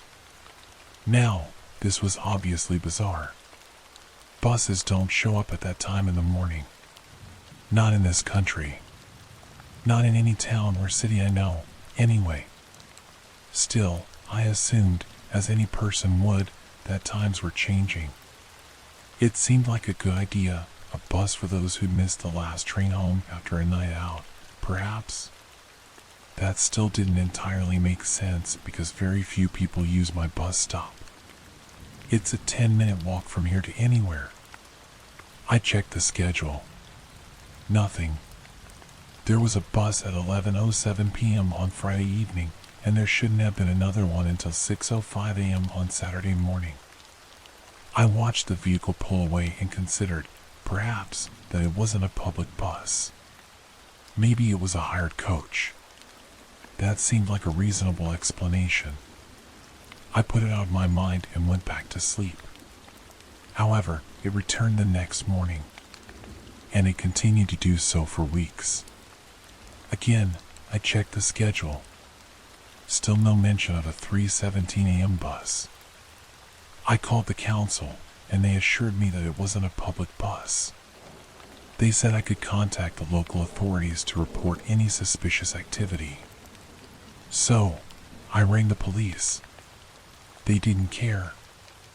They passed me over to some civil department with a forgettable name, and that department passed me over to another department. Nobody was concerned. It became clear that each person I contacted just wanted me to tire of the whole thing and stop bothering them. I gave up on seeking help, but I didn't give up on my quest for an answer. I started making notes. The bus always arrived at exactly 3:17 a.m. It would linger for approximately 30 seconds. Nobody ever boarded or departed the vehicle. I took a picture of it and posted it on various forums. Nobody could identify the origin of the faceless gray bus, but one comment did stand out. I remember a user telling me that I should sell my house and move. They said the bus was there for me. Most importantly, they said I shouldn't, under any circumstances, board it. That seemed like a rather obvious piece of advice. I wasn't planning on boarding a sketchy, unlisted bus in the pitch black hours of the morning. But everything changed on November 20th. The bus arrived on time, 3:17 a.m. I knelt on my bed and peeked at it through the curtain as it rounded the corner. Something was different. I couldn't quite put my finger on it. Once the vehicle had rolled to a complete stop, I heard it. Somebody on the bus was screaming. I froze. I didn't know what to do. Silence followed, but I knew I hadn't imagined it. I knew I'd heard that scream. I watched the bus and waited. 30 seconds passed. A lot of time passed. When I finally peeled my eyes from the road to check my phone, it was 3:29 a.m. The bus hadn't moved. The world outside was still eerily quiet. I reattached myself to reality and started dialing 999. The call kept failing, and then I saw that I had no signal. None. I usually had signal at the house. I was freaking out, so I got up to turn on my bedroom light. Nothing. I flicked the switch back and forth. No power. The story was the same throughout the house. I was about to head to the fuse box, but I looked out of my living room window to see a blackened world. The lamppost was dead. It had to be a power cut. That was when I finally understood, for the first time in my 10 years of solitary living, that I was truly isolated. I had no neighbors, no friends, no family. I was all alone. The gravity of the situation dawned on me. I would have to leave the house. My self-preservation instinct was to stay indoors, but I couldn't ignore the disembodied scream that had echoed through the night. I knew it had come from the bus. I knew I couldn't live with myself if I dismissed it. Armed with a winter coat and a wind-up torch, I bravely ventured into the night, locking my door behind me. I tentatively strolled down my front path, stopping at the gate to cast the torchlight onto the other side of the road. It revealed the gray, stationary, seemingly abandoned bus. There were no signs of life. Everything was so quiet. I swore to myself that I could hear my heartbeat in my eardrums. I swung the creaky gate open and began to cross the road, futilely attempting to steady my quaking knees. My torch wobbled in my shaky left hand, so I clasped my wrist with my right hand. I shone the light into the windows of the parked vehicle. There was definitely no driver, but it was an elevated coach, so I couldn't see whether there were any passengers. I walked around the front of the vehicle, summoning the courage to enter it. When I reached the other side of the bus, I stood still. I tried to control my breathing. I eyed the doors for what seemed an eternity, and then I felt my entire body clench. The doors opened. My torchlight still wasn't revealing a driver. I couldn't see or hear anyone. For a brief moment, I thought of that internet stranger who told me not to board the bus, but I couldn't get the scream out of my head. Micah told me that somebody was in danger. I stepped onto the bus and started to climb the stairs. The doors closed. I held the torch before me as if it were a weapon and gradually climbed the next set of stairs to the elevated passenger platform. I spent several seconds on each step, savoring what I felt could be my final moments on Earth. Then, I illuminated the passenger area before me. I half expected to see nothing. No. There was somebody on the bus. A young girl was sitting in the middle seat of the back row. Her head was in her palms. She was crying. I couldn't see her face. "Are you okay?" I asked timidly. No answer. So, I started to walk forward. I didn't know whether anyone else was on board, but I couldn't leave her. Once I was standing only a few yards in front of her, I knelt down in the aisle. "Are you okay?" I asked a second time. The girl's crying abruptly ceased, but she didn't lift her head from her hands. "You shouldn't have boarded the bus," she replied. My torch died. I furiously wound the lever at the side, but it didn't spring back to life. The girl and I had been plunged into darkness. Then, I heard the bus doors open. I slowly turned my head to face the front of the bus. I could hear the sound of low, guttural breathing. It was followed by clunking footsteps. Dim moonlight shone through the front window, but it was enough to reveal a hulking figure at the other end of the aisle, a black specter with gangly limbs moving toward us. He hunched forward, his elongated arms dragging along the tops of the seats. He was too tall and too wide to fit in the aisle. I turned to face the girl. She had lifted her head from her hands. I could barely see her. I could barely hear her. "This is the last stop," she whispered. "I was really hoping you wouldn't board. I wanted more time." Before I could even comprehend what was happening, I felt an icy limb coil around my ankle. It yanked, and I fell. My nose connected with the floor of the aisle, and I heard something crack. I thought that was it. I thought that was the end, but I looked up to see the demonic creature coil another limb around the girl's neck. It hoisted her from her seat. She screamed as she was lifted toward the indistinguishable figure in the aisle. I couldn't really see what happened in the darkness, but I'll never forget the sound her body made when it was consumed by the black entity. It sounded like leaves crunching beneath walking boots. I had almost entirely lost my sense of reality at this point, but some vestige of survival instinct persisted in my fractured mind.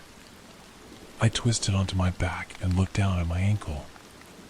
I couldn't really see what I was doing in the dark. I just knew I had to act. So, with my free foot, I stomped on the creature's limb. I stomped as hard as humanly possible. The demon, which had been devouring the poor girl, unleashed an inhuman wail. It pierced my eardrums and shattered every window on the bus. The limb retracted from my ankle and returned to the shadowy being. I seized my opportunity. Catapulting to my feet, I spun around and lunged for the now glassless back window of the bus. Clinging to the frame for dear life, I took one last look at the dark entity hurtling toward me. Then, I dropped to my feet on the road. I sprinted away from the bus.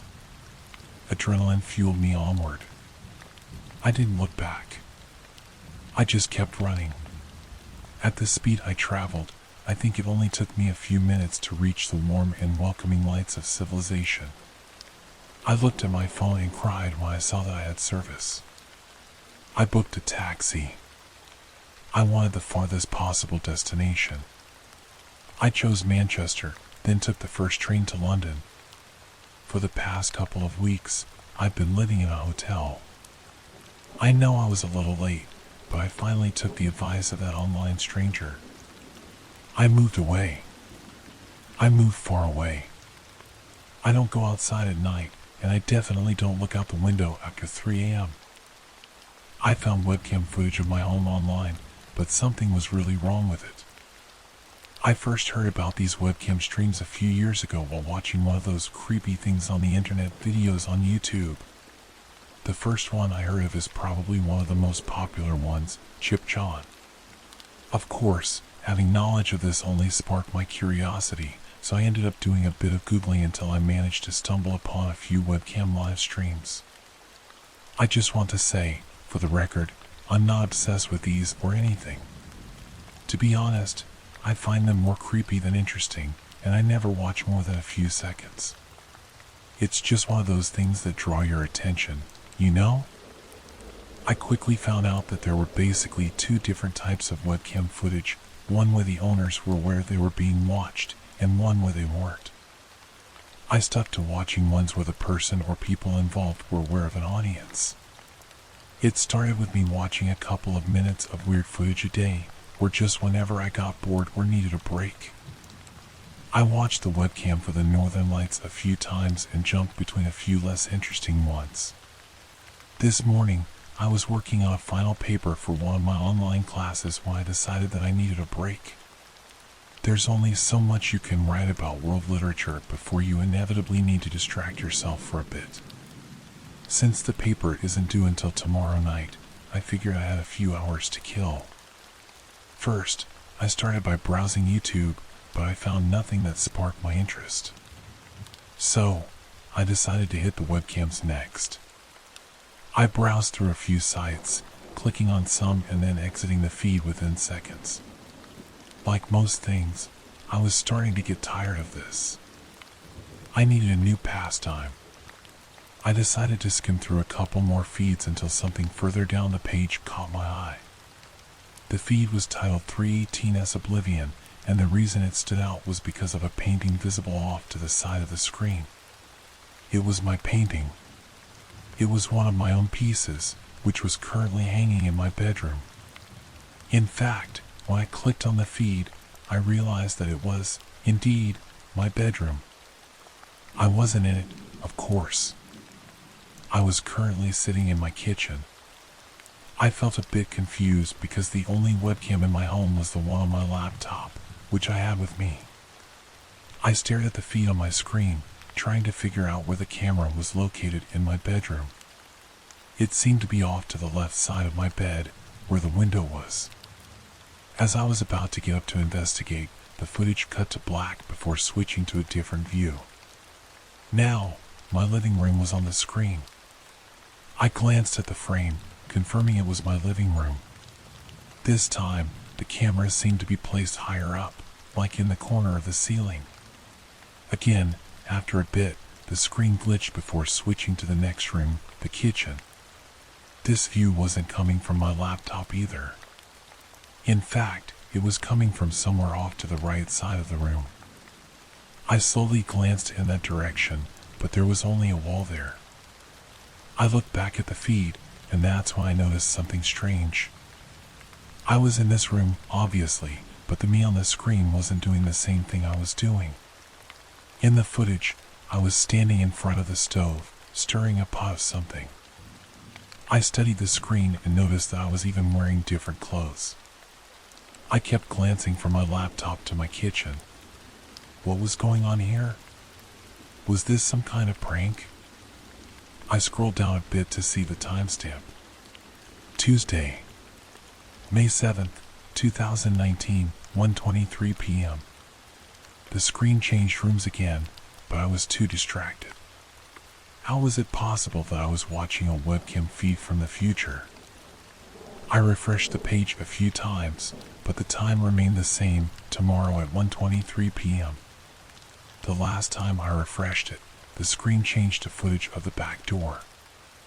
I watched as three people, dressed in black with ski masks over their faces, opened the door and entered the house. Each one of them waved to the camera as they broke in. The footage switched again to me in the kitchen. I watched as the intruders came from behind me. One of them hit me in the head with something, while another moved the pan from the stove. Together, they shoved my face into the burner. I watched myself struggle as they appeared to laugh. Then, they pulled my face back. Due to the angle of the footage, I couldn't see the result of the burning, which I was glad for. I kept watching, though, as they took turns stabbing me. After a while, I fell limp, and they let me collapse on the floor. I watched as one of them grabbed me by the arms while another grabbed my legs. The third one walked right up to the camera. I watched as he reached for something out of frame. He pulled out a notebook. Flipping through the pages, he showed me the writing on each one. That's when I finally realized the feed had no volume. We know you watch. There's no way to stop. We are coming. Time to die, smiley face. After the last message, the camera feed turned off. I grabbed some stuff to take with me, including some clothing, cash, and snacks. I called an Uber, and I'm currently on my way to a motel. I'm going to leave my phone in this Uber in case I'm being tracked or something. I'll try to buy a cheap phone for updates, but there's no guarantee. I don't want to spend all my money too fast. I'm not sure if running away will work, but I have to try. I don't want to die. Update, 6 p.m. I'm going to try to be as vague as possible. I've gone somewhere I think would be very difficult to find me and have taken some of your advice. I don't want to reveal more about how I got here or how I'm posting this update. For a while, I thought I was being followed, but I think I might have lost them. I'll update later if possible. Update, Tuesday, 10:51 a.m. I've been moving a lot. Found a place to stay but left soon after. If those of you saying this is my destiny are right, then I have less than 3 hours left. Gonna keep moving.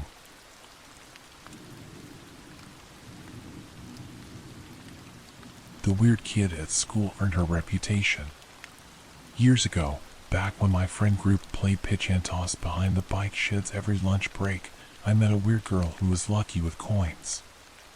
My pals warned me it'd be easier just to forfeit my money than challenge her, but she had nice blonde hair and torn fishnet stockings, so I said, let's go. She won, obviously. It cost me a few bucks, but I got her name, Kelly, and even made her giggle a few times. Wasn't long before we started dating. In those days, Kelly's parents weren't around much, so she fed herself with her winnings. As she won more and more, people grumbled. They said Kelly was too lucky. Somebody even floated a rumor that she used trick coins. Over the next few months, Kelly and I got serious. As she made more cash, she decided to upgrade her wardrobe and was soon rocking the full goth look. One of our teachers, a real religious lady who spent more time on abstinence than arithmetic, threw a fit. She decided Kelly was a Satanist and told her to get out of the classroom. The two of them had it out right then and there. Kelly eventually said, "You'll be sorry," and got this dark look on her face. The teacher just pointed toward the door. Later, the principal got involved and turned it into this whole thing. The school board tried to call Kelly's parents in, but they weren't about to race down for a meeting about their daughter's education. Hell, They didn't care whether she had food. A deal got worked out. Kelly could sit in with the year below us that period. Different teacher, one who didn't give a crap about goths. Everyone was happy. Until 5 days later. Our gang was chilling at the skate park when a guy from school ran up and said, "Did you hear? The religious teacher died in a car accident." 2 little kids saw the whole thing, although they were too young to understand what actually happened. They just said, "A lady flew through the air like Superman." Everyone got real quiet. A few people glanced at Kelly, then looked away, all nervous. We stopped getting invited places after that. People started scribbling on her locker, whispering behind her back. There was talk that her parents had joined a weird cult back in the 80s, and her classmates agreed the apple doesn't fall far from the tree. One day, Kelly was in the bathroom when this older girl, Sandra, started trouble. She called Kelly a freak, pulled her hair, and bloodied her lip. Kelly gave Sandra this look, like she was staring a hole through her head. Like she was casting a spell, someone commented later. People asked Sandra whether she was scared Kelly might use witchcraft to get revenge. Sandra said no. Magic isn't real. Kelly's just a freak. But a few days later, Sandra's guts started to hurt. She went to the school nurse, who rushed her to the hospital, where she underwent an emergency operation, which the surgeon botched. One tiny mistake, a simple slip of the wrist, and Sandra never made it to prom. After that, nobody wrote on Kelly's locker. One evening, she broke down and said, "Those horrible things weren't my fault. I don't know magic or witchcraft or any of that stuff. I just get lucky sometimes." I bought a bouquet of Kelly's favorite flowers, posies, and told her I knew she wasn't to blame and that nothing had changed between us. We both said "I love you" for the first time and then kissed. It was a real sweet moment. A few years went by. We both graduated and moved away from our hometown to attend college. And all the while, we had these little blessings. 10 seconds after our car broke down on a cross-country road trip, a mechanic pulled up and fixed it on the spot, free of charge. Anytime we walked into a fancy restaurant, the host would say, "A table just opened up. Come right this way." Shortly after graduation, Kelly gifted me an envelope. An early birthday present. There were 2 tickets to Vegas inside. We rolled into town and started with the slots. Then we played craps, roulette, and blackjack. The chips piled up. We cashed out, checked into the luxury suite at a 5-star hotel, then went shopping. On day 2, Kelly was in a form-hugging red dress and diamond earrings. I was rocking a $5,000 suit. By the end of the night, we could barely carry our winnings. Kelly's luck afforded us a comfortable lifestyle and even paid for a fancy wedding, which her parents skipped. But nevertheless, the good times rolled, and it felt like they'd never end. Until 5 years later, when they suddenly did. Kelly and I started getting into petty arguments. Those petty arguments soon escalated. We jumped from what should we watch on Netflix to when are we going to start having kids in less than 5 minutes. One afternoon, completely out of the blue, she demanded to see my phone to check who I was secretly messaging. I promised she had nothing to worry about. She developed this nasty temper and started ordering me around, making me cancel plans at the last minute and nitpicking about the clothes I wore. I often found myself daydreaming about leaving. Things really spiraled out of control after I got a new coworker. She was my age, recently divorced, in terrific shape. You see where this is headed. One afternoon, I left my phone behind, and wouldn't you know it, Kelly guessed my passcode on her first try. The second I walked through the door, she screamed loud enough to wake the dead. Kelly was pissed. I messed up big time. She told me to leave and gave me the look. I practically skipped out the door, happy to put our festering carcass of a marriage behind me. Oh sure, it meant the end of all the little blessings I enjoyed while around Kelly, but that was a small price to pay for my freedom. My first night in a cheap motel, while I was lying in bed, a sewage pipe burst in the ceiling, causing chunky, gravy-colored water to spray over my face. On day 2, a crow crashed through the window, flopped around with one twisted wing, then dived right on top of my left shoe. I began to suspect my string of bad luck wasn't a coincidence. I suddenly developed this cough, and then one morning, I rolled out of bed and spat a thick rope of blood. Damn. I rushed to the hospital for scans and tests. Then a doctor came in to break the grim news. It was cancer. I needed a risky operation, pronto. I asked the doctor what my odds of survival were. He sighed and said, 50-50. The operation got the go-ahead, but I had just enough time to settle my affairs. Needing all the good luck I could get, I rushed out to the florist, bought a bouquet of posies, and sat out in the rain, waiting for Kelly. She pulled up in a silver Mercedes. Turns out, right around the time I was sitting in a hospital gown waiting for a scan, she entered a radio contest and won. At that moment, a light bulb went off. Kelly's good luck wasn't a coincidence, she siphoned it. Throughout all the charmed years we'd spent together, we probably left a string of minor misfortunes in our wake. And anybody who really pissed her off sure paid the price. I pictured a young Kelly arguing with her parents over bedtime or whether she could have cookies for dinner. And after every temper tantrum, they'd stumble from one disaster into another. No wonder the pair of them cut ties with her. Now my good luck was gone. Evaporated. And I really needed it back. I got down on my knees, clasped my hands together, and said, "Babe, I want you back. I'm so sorry. I'm a stupid idiot, and you did absolutely nothing wrong. Please forgive me. I'll do anything." I buried my head in her waist and sobbed. Kelly folded her arms, tilted her head to the side, and got this look on her face, like she was mulling it over.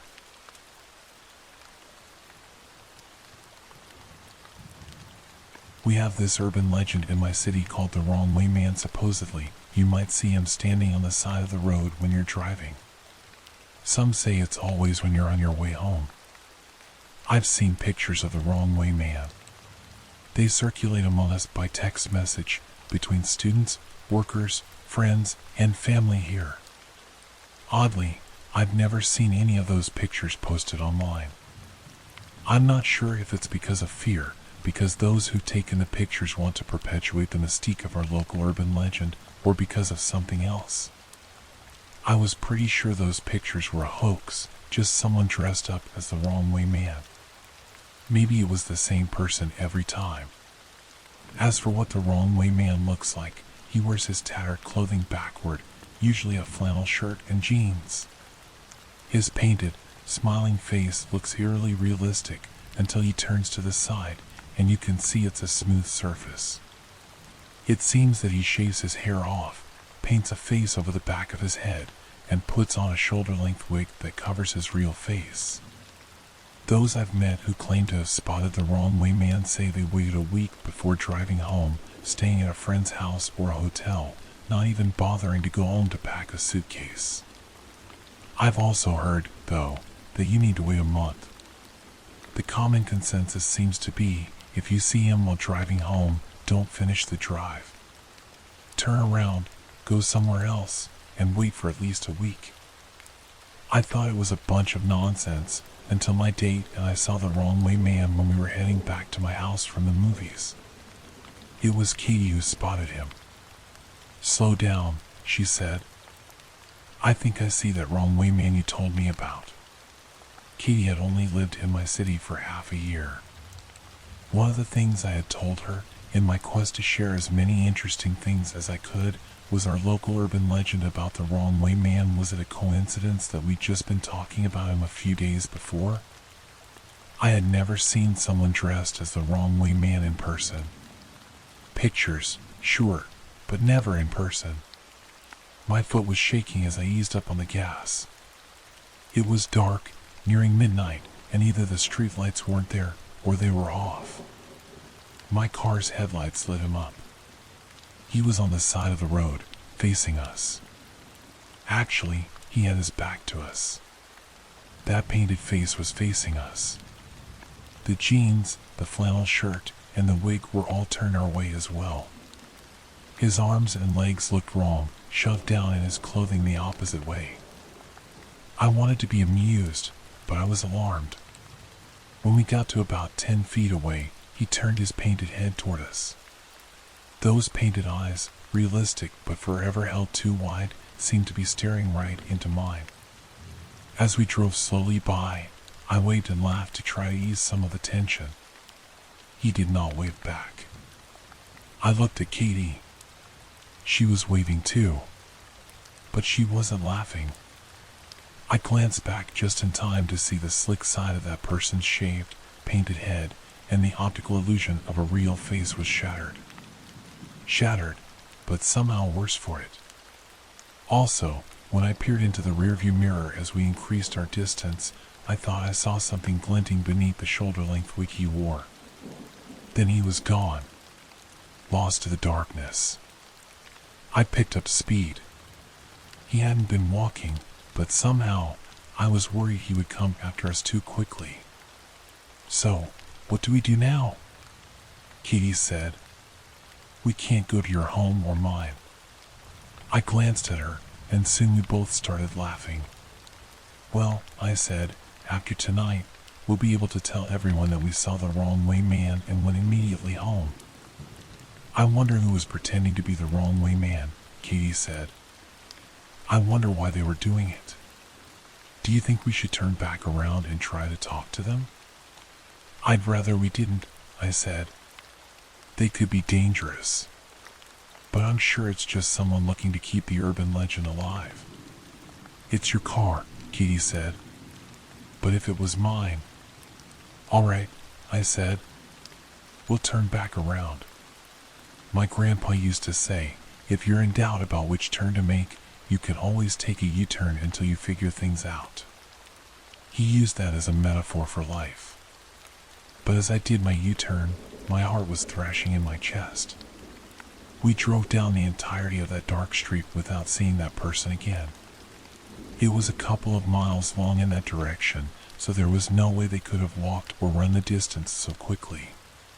Katie and I decided that the person dressed as the wrong way man must have left the shoulder of the road for the surrounding woods.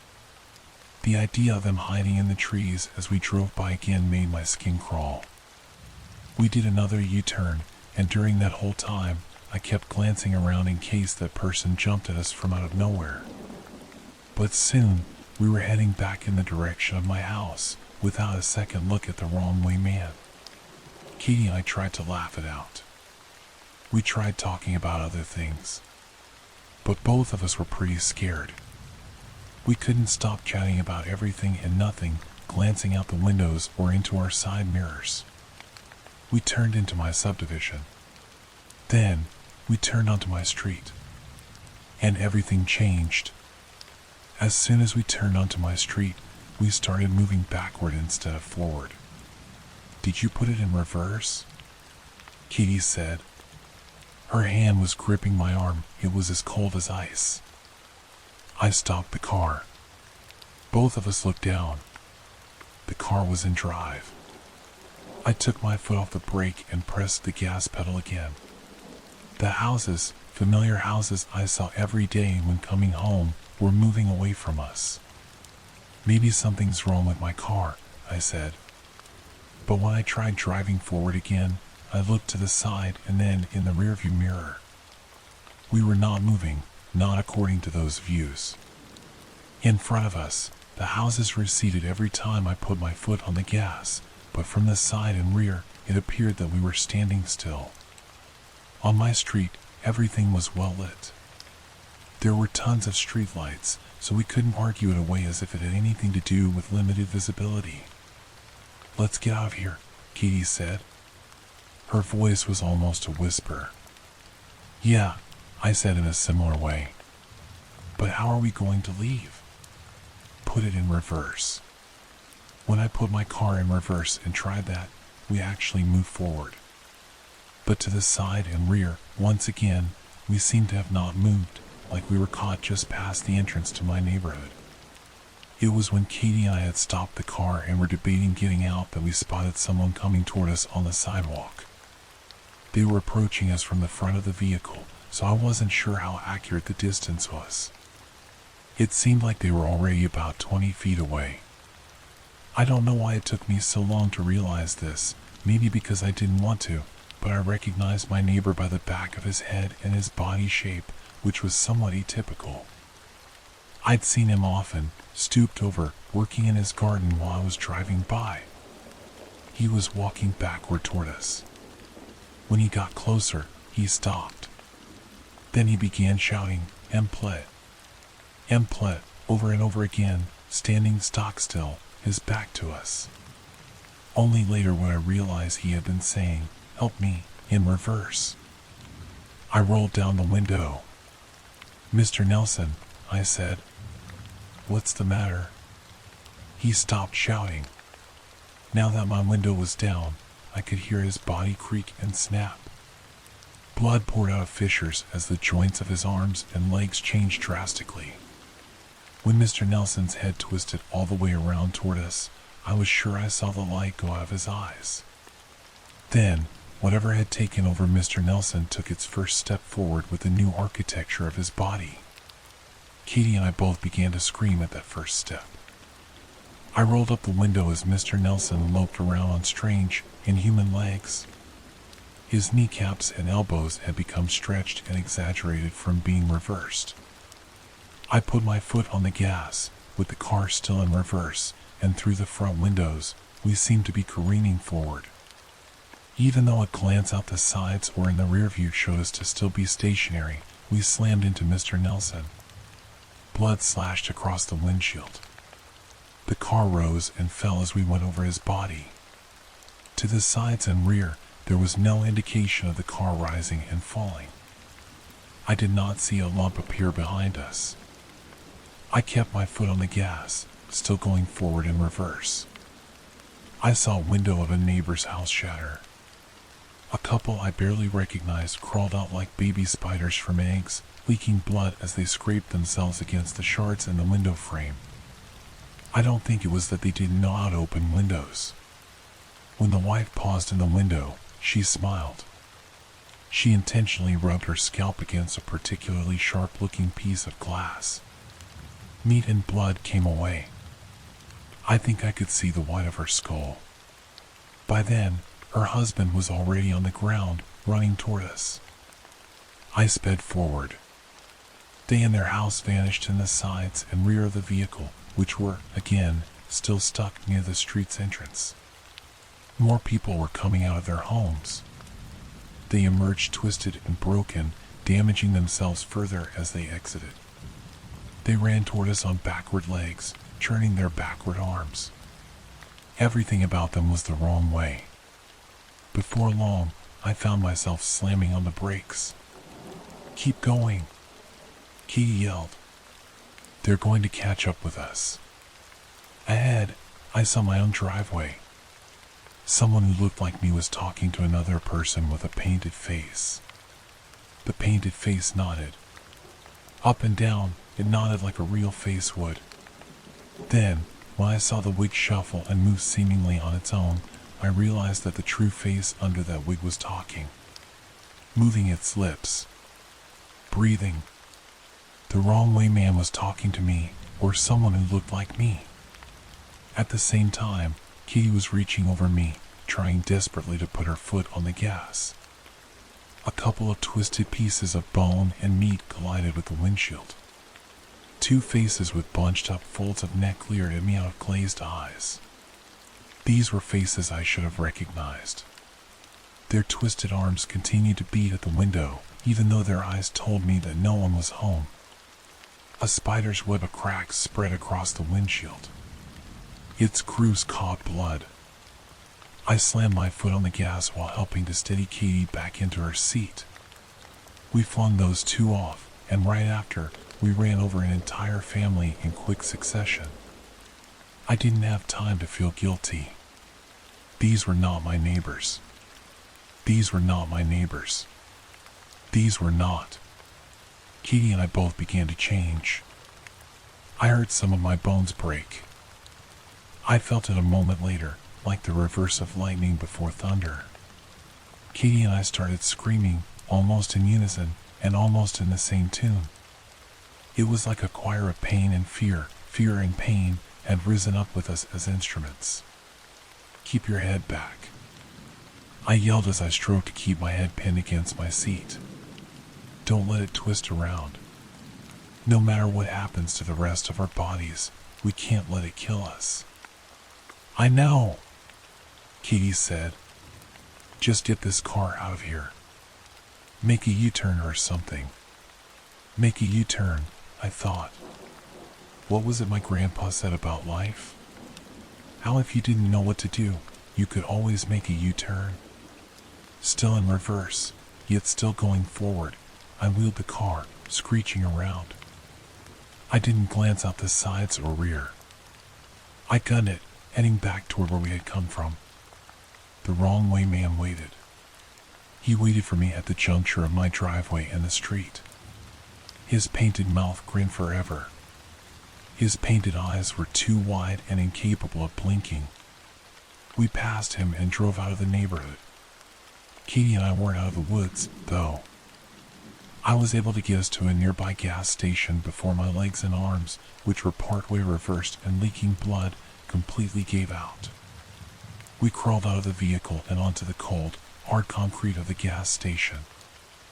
I blacked out almost at once, but Katie tells me she retained consciousness until the ambulance arrived. I don't envy her. We spent months in the hospital with broken bones, torn ligaments, and damaged muscles. I think the only thing that saved us from permanent damage might have been the seats of our vehicle resisting our changes. We told the doctors we had been in a car accident. They shook their heads at us and kept asking questions. I did go back home eventually. We both did. The reason I went home was because one of my neighbors, the one we had run over with my car, came to the hospital to visit me. They seemed completely fine, as if nothing had happened and the wrong way man had never changed them. But damage was done, to my vehicle and to Katie and me, both physically and psychologically, and while our bodies are on the mend, I don't think we'll ever be the same. I feel the wrong way inside. This is the last time I spend the night in my truck at a gas station parking lot. When you're camping, you sometimes have chance encounters. That's part of the fun of camping. I'll never forget the night I met. I don't even know what I met. Maybe you can tell me. I was on my way to visit my parents, as I do every year. 16 hours one way, same on the way back. To be on the safe side, I never made the trip in one go, usually stopping overnight at a freeway service area and sleeping in my truck to save on hotel bills. This year, the trip had started the same way as usual, comfortably seated with a cushion under my back for support, snacks on the passenger seat, and a list of podcast episodes on my phone connected to my car. In short, a total blast. Around 7 p.m., I pulled into the parking lot of a small gas station, choosing a secluded spot so I could spend the night peacefully. I was sitting comfortably in the back seat, windows covered for privacy, finishing the instant noodles I'd bought at the gas station store while watching YouTube videos on my phone. The gas station had a few street lamps scattered here and there, and one, not far from me, cast a warm light that filtered through the gaps in the window covering. At some point, I must have fallen asleep. I woke up in the night. I looked up to see what had woken me, but there was no sound outside, not even the wind. I sat up more comfortably and closed my eyes again. And that's when I heard it. Knock. Knock. Someone was knocking on the rear window, right next to my head. I jerked up, thinking I must have been hallucinating. But a few seconds later, the person knocked twice on the window again. What the hell? Who would come knocking on the window of a truck parked in a gas station lot this late? Hello? I finally asked. No answer at first. Then, a woman's voice. Do you have a light? What? Do I have a light? I'm sorry, can you repeat that? Again, the woman replied. Do you have a light? There was something strange about her voice. It sounded flat, as if she were reciting a memorized line in a foreign language. I straightened up, peering through the window. I could see the woman's motionless silhouette, illuminated by the lamppost behind her. No, I finally replied. No, sorry. Silence again. Do you have a light? Was this a joke? Look, I don't have a light. I already told you. Leave me alone. I'd like to get some sleep, okay? Ask someone else. She didn't move, despite my refusal. What was wrong with her? Can you lend me your phone? She continued in the same emotionless voice. I didn't know what she wanted from me, but something about her was off. For what? I asked, testing her response. For phone. She just kept repeating the word phone over and over, her voice growing slower and deeper, as if the sound were coming from deep in her throat. A chill ran through me. Stop it, alright? I'm not giving you my phone. Now get out of here before I call the cops. In truth, I had already reached for my phone, only to realize that I drained the battery by falling asleep and leaving it on. I was alone. No way to call for help. Then, she started bashing her head against my window while continuing to repeat. Phone. Stop it.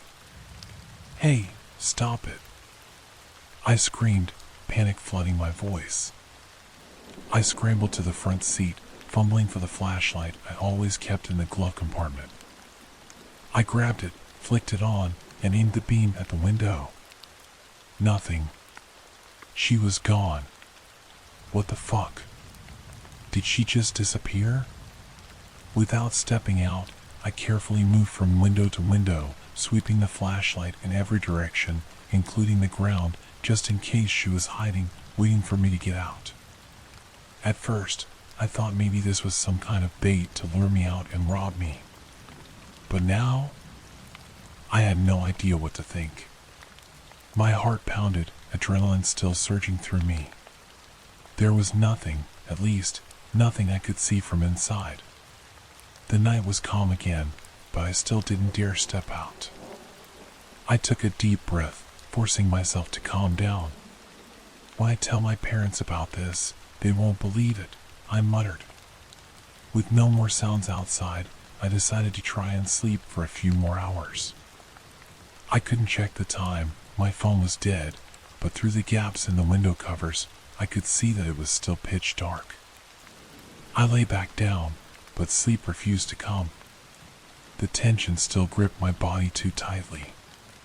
At some point during the night, I sat up again after hearing a pop and realized that the nearest streetlight had gone out. After about 1 hour, I think, as my mind wandered between wakefulness and sleep, I was again disturbed by the same sound at the window, which now had the effect of raising the hairs on the back of my neck. She was back, I thought to myself. Sir, I'm Officer Wake. I've been informed of a disturbance in the parking lot. Is everything all right? It was the voice of a young man, obviously a policeman. I began, not really knowing what to say. Yes, well, no. No, everything's fine, just a lost woman who came to ask me for a light in the middle of the night. But she's gone now. Everything's fine. Are you sure, sir? Yes, I'm sure. I don't know who called you, maybe someone alerted by the noise and my screams, I said with a laugh, the pressure easing. Please step out of the vehicle, sir. I just want to be sure that everything is all right, he asked in an authoritative voice. No, really, I assure you, everything's fine. I said, get out of the vehicle. Wow, what the hell was his problem? Out, he said in a loud voice. The hairs on the back of my neck were starting to stand up. Something was wrong. Where's your car? I asked. No answer. Who called you? Still no answer. I moved slowly away from the pitch-black window.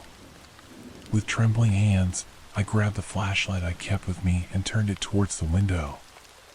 And there, in front of me, was the silhouette of the woman, the same one who had harassed me a few hours earlier.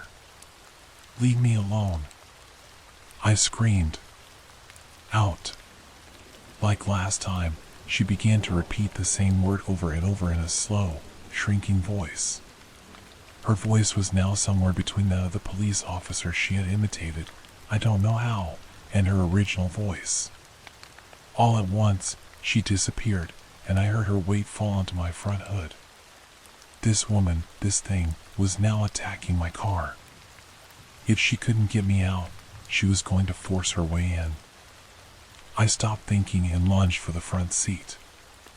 I grabbed the keys and started the engine. I still couldn't see anything in front of me because of the window cover on the windshield, so despite not knowing what I was going to discover, I removed it.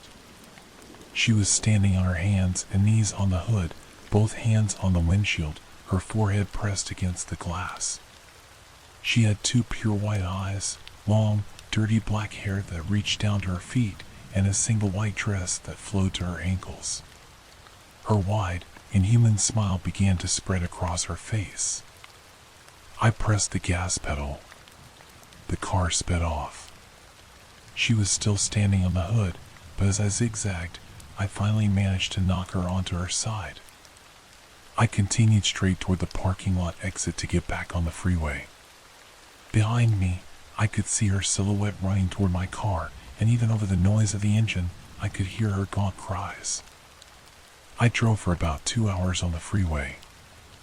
I kept thinking about what had just happened, wondering who she was and what she wanted from me. I didn't have any answers, but one thing was certain, I had narrowly escaped. Eventually, the adrenaline left my body, and an intense fatigue overcame me, forcing me to stop. I had just survived a supernatural encounter. This was no time to die from a car accident. I pulled into a gas station parking lot. I leaned my head against the window, just to rest my eyes at first, but 5 minutes later, I was fast asleep. I woke up at the same time as the sun. I yawned and stretched, glad to be alive after that crazy night and definitely eager to tell my family and friends. But as I walked around the car to stretch my legs after spending the night inside, I noticed something. Something that still haunts and terrorizes me every night. My truck had accumulated a certain amount of road dust, so it was easy to leave marks just by running a finger over it.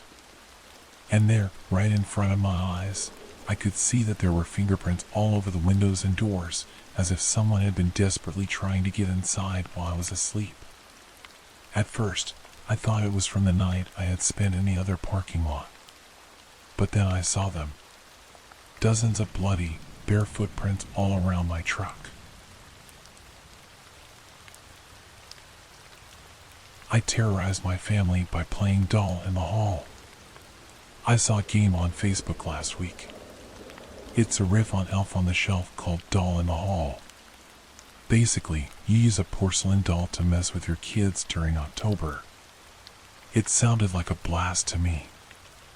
I stopped at Goodwill while running errands and found the perfect doll, pretty unassuming, blonde hair, blue eyes, the eyelids that move with its head, and most importantly, it could stand on its own feet. I dirtied her up a little more while everyone was out of the house. My husband is already afraid of dolls. My kids side-eye these kinds of dolls too. I decided to play it up and say I'd been given the doll by my elderly mother, who thought the kids would love it. I plopped the doll into a glider chair and went about my usual afternoon routine. They wouldn't miss it when they came in from work and school. Jen, my husband, Kurt, called, "What's this dirty thing on the glider?" "Just a gift from my mom," I called out nonchalantly. The kids were equally bothered by its presence but didn't protest when they found out it was from Grammy. I could barely contain my excitement, a full month of shenanigans to terrorize my family. I decided to sow the seeds of fear gently. The first night, I laid her on the floor by the chair. When everyone got up, I asked who was up in the middle of the night playing with her. Everyone was obviously clueless. The next night, I stood her in the middle of the hall so everyone would have to walk by her or move her. This time, with a little more feeling, I demanded to know who kept playing with the very thoughtful gift from Grammy. Again, everyone was clueless, but I could see the cogs turning in their minds. Kurt was going to be first. The girls would wallow in anticipation of what was to come, but he had already been rationalizing it.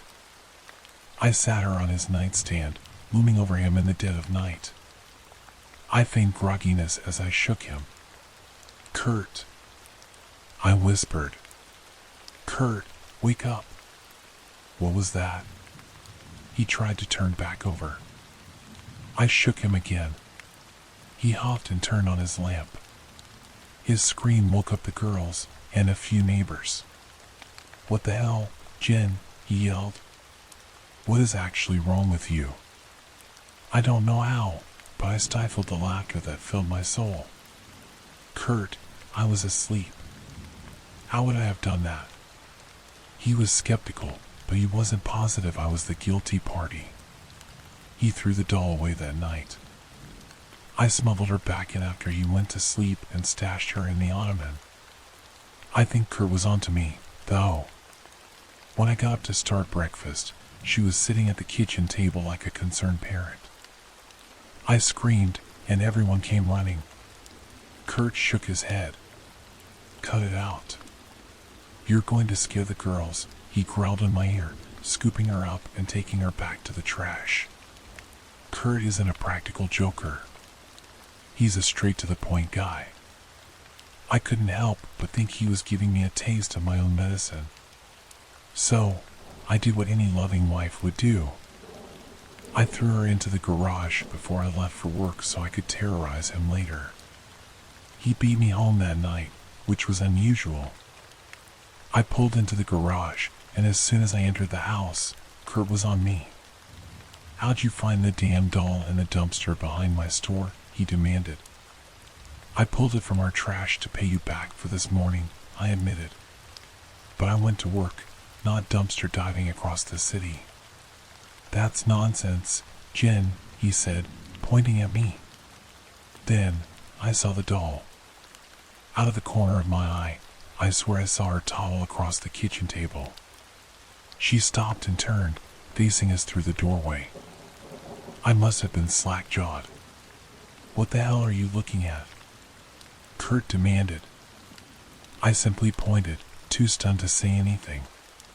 He turned to look and went from a light tan to a sickly white. "What did you do with her?"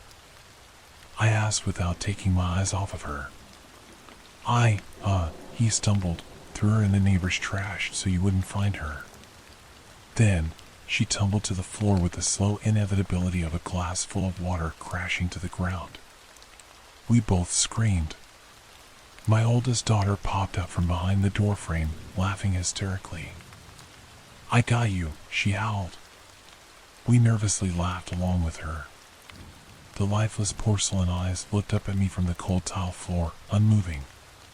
Rebecca was as clueless as I was when I bought it. "You sure did." I squeezed through clenched teeth.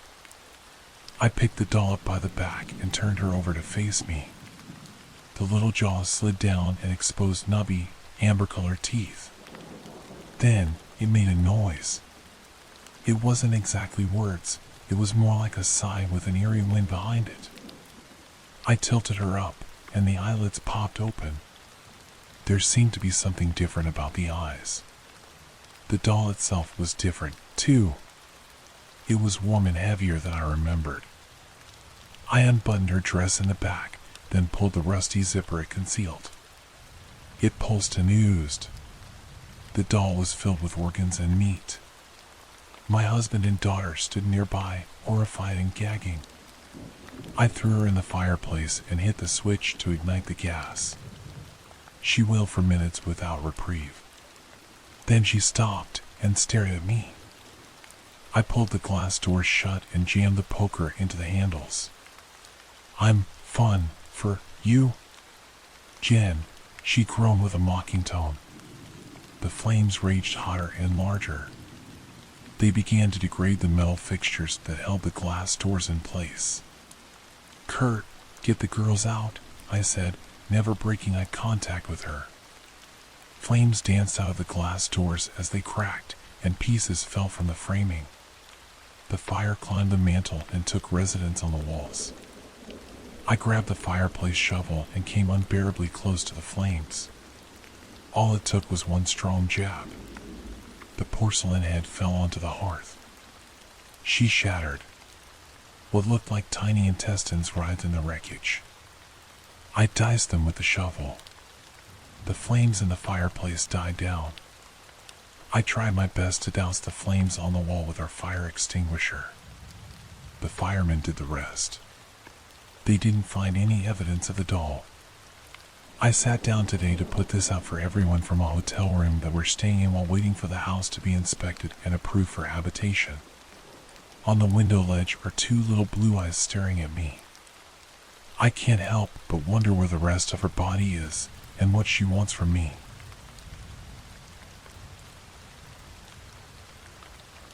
It's just a man in a suit. I have an intense phobia of costume mascots. I can't stand their frozen facial expressions with their dead, permanently open eyes and mouths fixed in a permanent smile. I'm terrified by their eerie lack of speech, and they always look so big to a child. I remember having more traumatic memories of Disneyland than happy ones because of this. Just seeing a static picture of mascot Goofy or Mickey makes me sick to my stomach. I always wondered why so many other children were entertained by those monstrosities.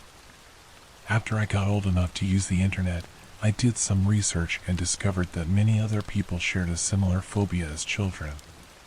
However, these people usually outgrew their fears with a little therapy. Not me. I will always have a fear of costume mascots because of this incident. When I was 8 years old, my parents told me that a new restaurant was opening downtown and that they had a lot of food I liked. I was excited and practically begged my parents to take me. They both agreed. That weekend, my parents drove me to the new restaurant. We got in, were given our seats, and sat down, preparing for some fun. I enjoyed the food.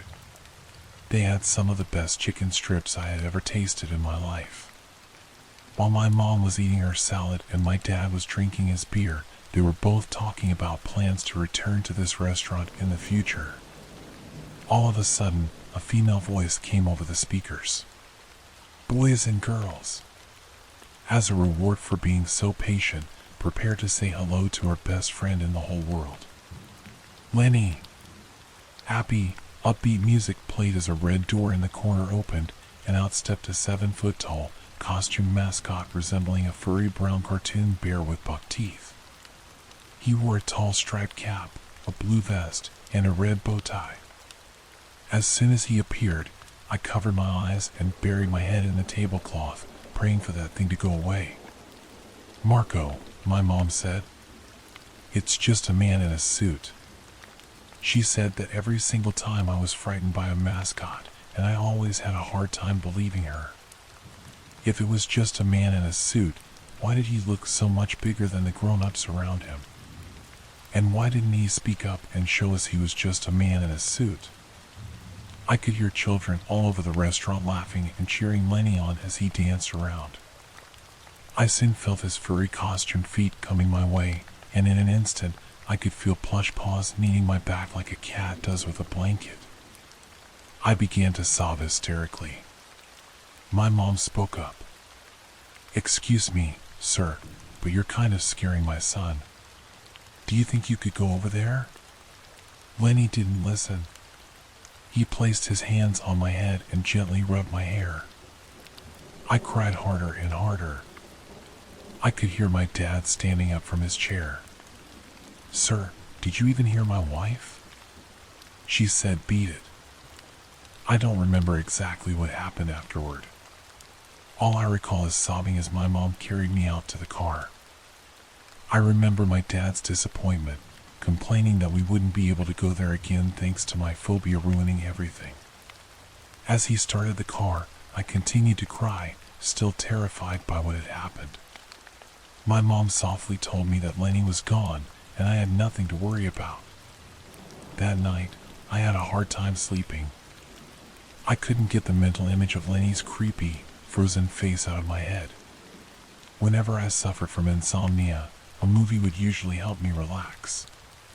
So I turned on my DVD player and popped in Monsters Incorporated to get my mind off that scene at the restaurant. I fell asleep sometime after the part where Mike finds Sully playing hide and seek in the bathroom. Then, I woke up to familiar sounding music. I looked at my alarm clock. 11:30 p.m. Then I noticed a dark figure standing in front of my bed. I turned on my light and was horrified. Lenny was leaning down over me, staring at me with his unblinking eyes and permanent grin. As soon as I got a good look at him, he began to dance around my room with the music from the restaurant playing. I pulled the blanket over my head and screamed for Mom and Dad. As soon as they arrived, I peeked out from under the blanket and saw that Lenny was gone. I told them what had happened, and they said it must have been a nightmare. While the door was open, my cat, Stella, came in, meowing. She leapt onto my bed and lay down next to my head, purring. "There," my dad said. "Stella will keep you company." "Yeah," my mom replied. "She won't let any big, scary Lennys come after you." They were right. I slept fine that night with my cat by my side. I completely forgot about Lenny until 2 nights later. That night, I lay down and closed my eyes, getting ready for sleep, then that music started. I was scared to open my eyes, but I knew I had to look. So I did.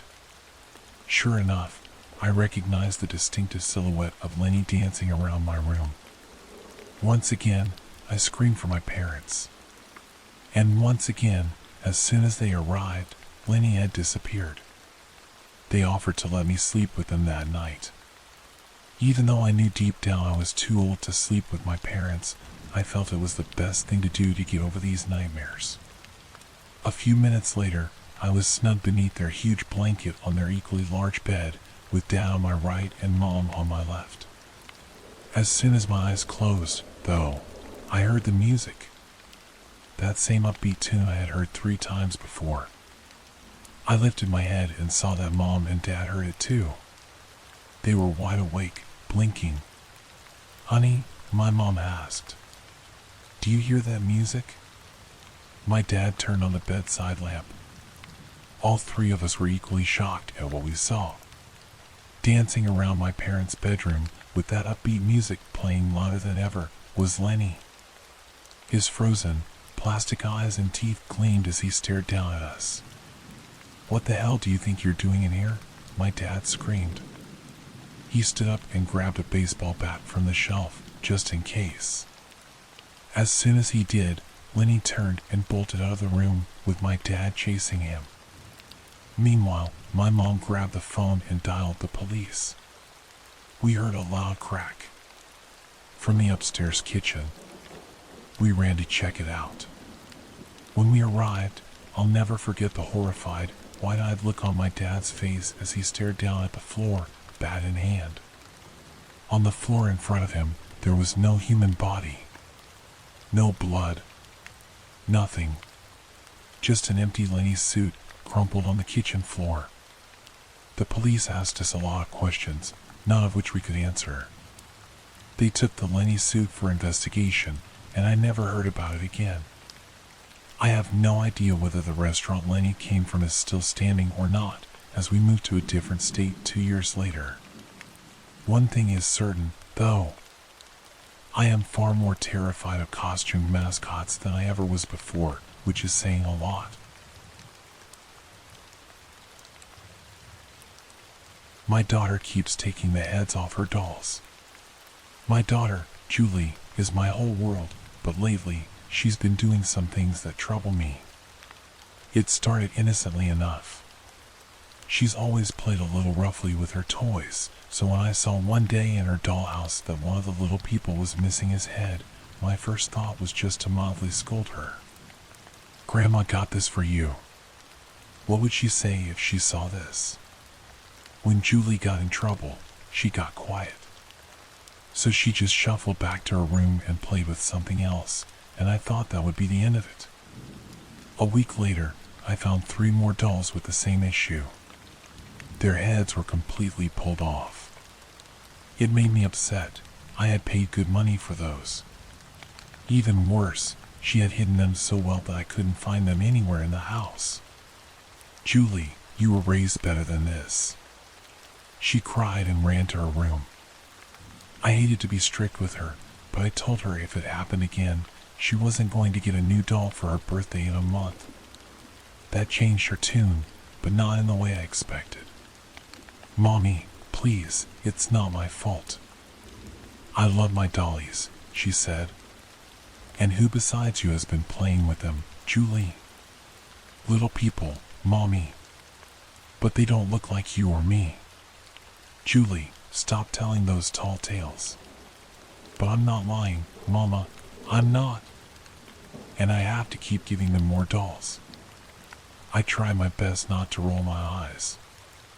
I knew she had an active imagination, but this was getting ridiculous. I told her to go to her room and not to come out until she thought about what she did wrong. I heard her cry softly for about 30 minutes. It sounded so genuine that I felt like I had been a little harsh on her. Knocking on her door, I came into her room and said, "Sweetie, I'm sorry for yelling at you. But I don't like it when you tell me lies or when you hurt your toys." "But I'm not," she insisted. Her eyes were puffy and red, and it actually scared me that she believed this fantasy she had concocted. "Sweetie, there aren't any little people. That's just a story.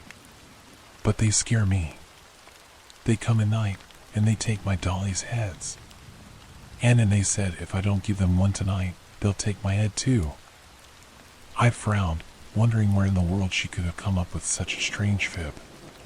"Okay, well, maybe you should sleep with Mommy tonight, and I'll protect you?" I decided not to address the issue of the dolls right away. She agreed to the plan and hopped into my bed around 7 that evening. It only took her about 13 minutes to get to sleep. Once she was down, I got up and started to do the nightly chores, still thinking about the strange words she had said. I couldn't recall ever reading a story like this to her. Call it mother's intuition, but it bothered me. I went to her room and peeked into the dark. All I saw was her bed, her dollhouse, and a horde of stuffed animals. For a moment, I felt silly staring at the dolls that still had heads. Then, out of the corner of my eye, I saw something move. It was no bigger than a mouse, but quick as lightning. It scurried toward the dolls, and I watched in frozen fascination as it began to chew away at one of the dolls' necks. I flipped on the light switch to get a better look, and the thing stopped and stared at me. It looked like some sort of imp, with long, prickly fingers and twisted legs. It had a twisty tail shaped like a prong at the end, and its whole body was charcoal gray. Perhaps the strangest feature of the little demon was that it had no head, just some shoulders and a neck. Yet even without a head, I still felt like it knew I was there. It opened its neck wide to reveal several long rows of sharp teeth, then slowly devoured the head. After it was finished, it scurried back toward the wall. It was just about to disappear from sight when I heard the most unearthly voice ring out in my head. It was speaking into my thoughts. "Bring more. Then it was gone. I must have stood there for a good 10 minutes, trying to figure out what I had just seen. I got back to my bedroom and checked on Julie. I was so relieved to see that she was okay. A cold sweat ran down my spine as I tried to think of how to protect her. In the morning, she found her dolly and cried, "Mommy, I didn't hurt my doll. Please don't be mad at me, Mommy. I'm sorry, it wasn't me." I reassured her that everything was going to be all right, even if I knew there was only one thing I could do. "Let's go to the store and buy you some more dolls." There's a man outside my window. I've been locked in my bathroom for hours, and I'm too scared to leave. I'm afraid for my life. I don't know why I'm posting this here, but I want my parents to know that I love them and what happened to me. If you read this, please share it. Hopefully, the cops or my parents will see it. I'm getting ahead of myself, so I'll start from the beginning. I'm 19 years old and just moved into my own apartment for the first time, 2 hours away from my hometown, a small, religious community, to a big city in comparison. The city isn't very big, nothing like Chicago or Boston, but it's larger than anywhere I've ever lived. The apartment I moved into is old, but the rent is super cheap, and I landed a waitressing job at the diner across the street. I don't know anyone in this city. I'm alone, if you don't count my cat, Bastion. But I'm not lonely. In fact, until a few days ago, I'd never felt more free. However, I'm regretting moving so far away from my parents. I'm all by myself and have no one to turn to for help. So, I'm reaching out to you guys. Please, help me. I don't know what to do. No one is responding to my text messages, and my calls won't go through. I'm really scared. Sorry, I lost my composure for a moment there.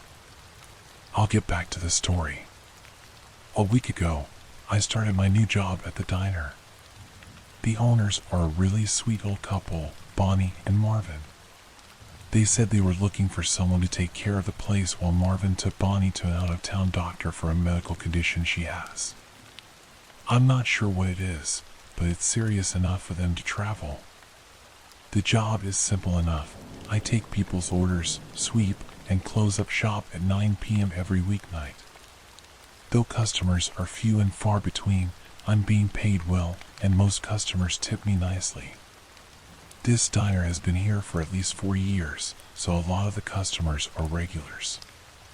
I didn't have a problem at all until 4 days ago, Tuesday night. It was a slow day. I could count on one hand how many customers we had. I was behind the counter, watching TV when the bell on the door alerted me to a customer. I checked my watch, and it was 8:32. I was hoping to leave right at 9, but this customer meant I'd have to stay an extra 20 minutes or so, depending on how much of a hassle they were. Regardless, I put on my best smile and welcomed the customer. He was a tall man in his early to late 40s, with a poorly styled comb-over. The roots of his brown hair were just starting to gray. His disheveled suit was almost the same gray. His tie was loose and wrinkled, suggesting he had probably looked this worn down for most, if not all, of the day. He met my gaze with cold eyes and slowly walked over to the stool in front of me. "Coffee," he muttered under his breath, just loud enough for me to hear over the blaring TV, and then sat down. I enthusiastically told him I'd just brewed a fresh kettle and would be happy to get him some. I was hoping for a generous tip. I poured him a cup, brought out some sugar and cream, and asked if he'd like something to eat. His dark eyes bore into mine flatly. My skin prickled uncomfortably as the seconds ticked by. He didn't respond to my offer of food, nor did he touch his coffee. I could sense something wasn't right with this guy. I decided to hide in the back with the cook until the man was ready to leave, so I muttered something to him about calling if he needed anything and scurried to the back. The cook was outside the back door, propped open with a trash can, smoking a cigarette. I had a stool just inside the back room, so I sat down and scrolled through my phone for a bit. Before I knew it, it was just a few minutes before closing time. I peeked out of the kitchen to see that the man had left.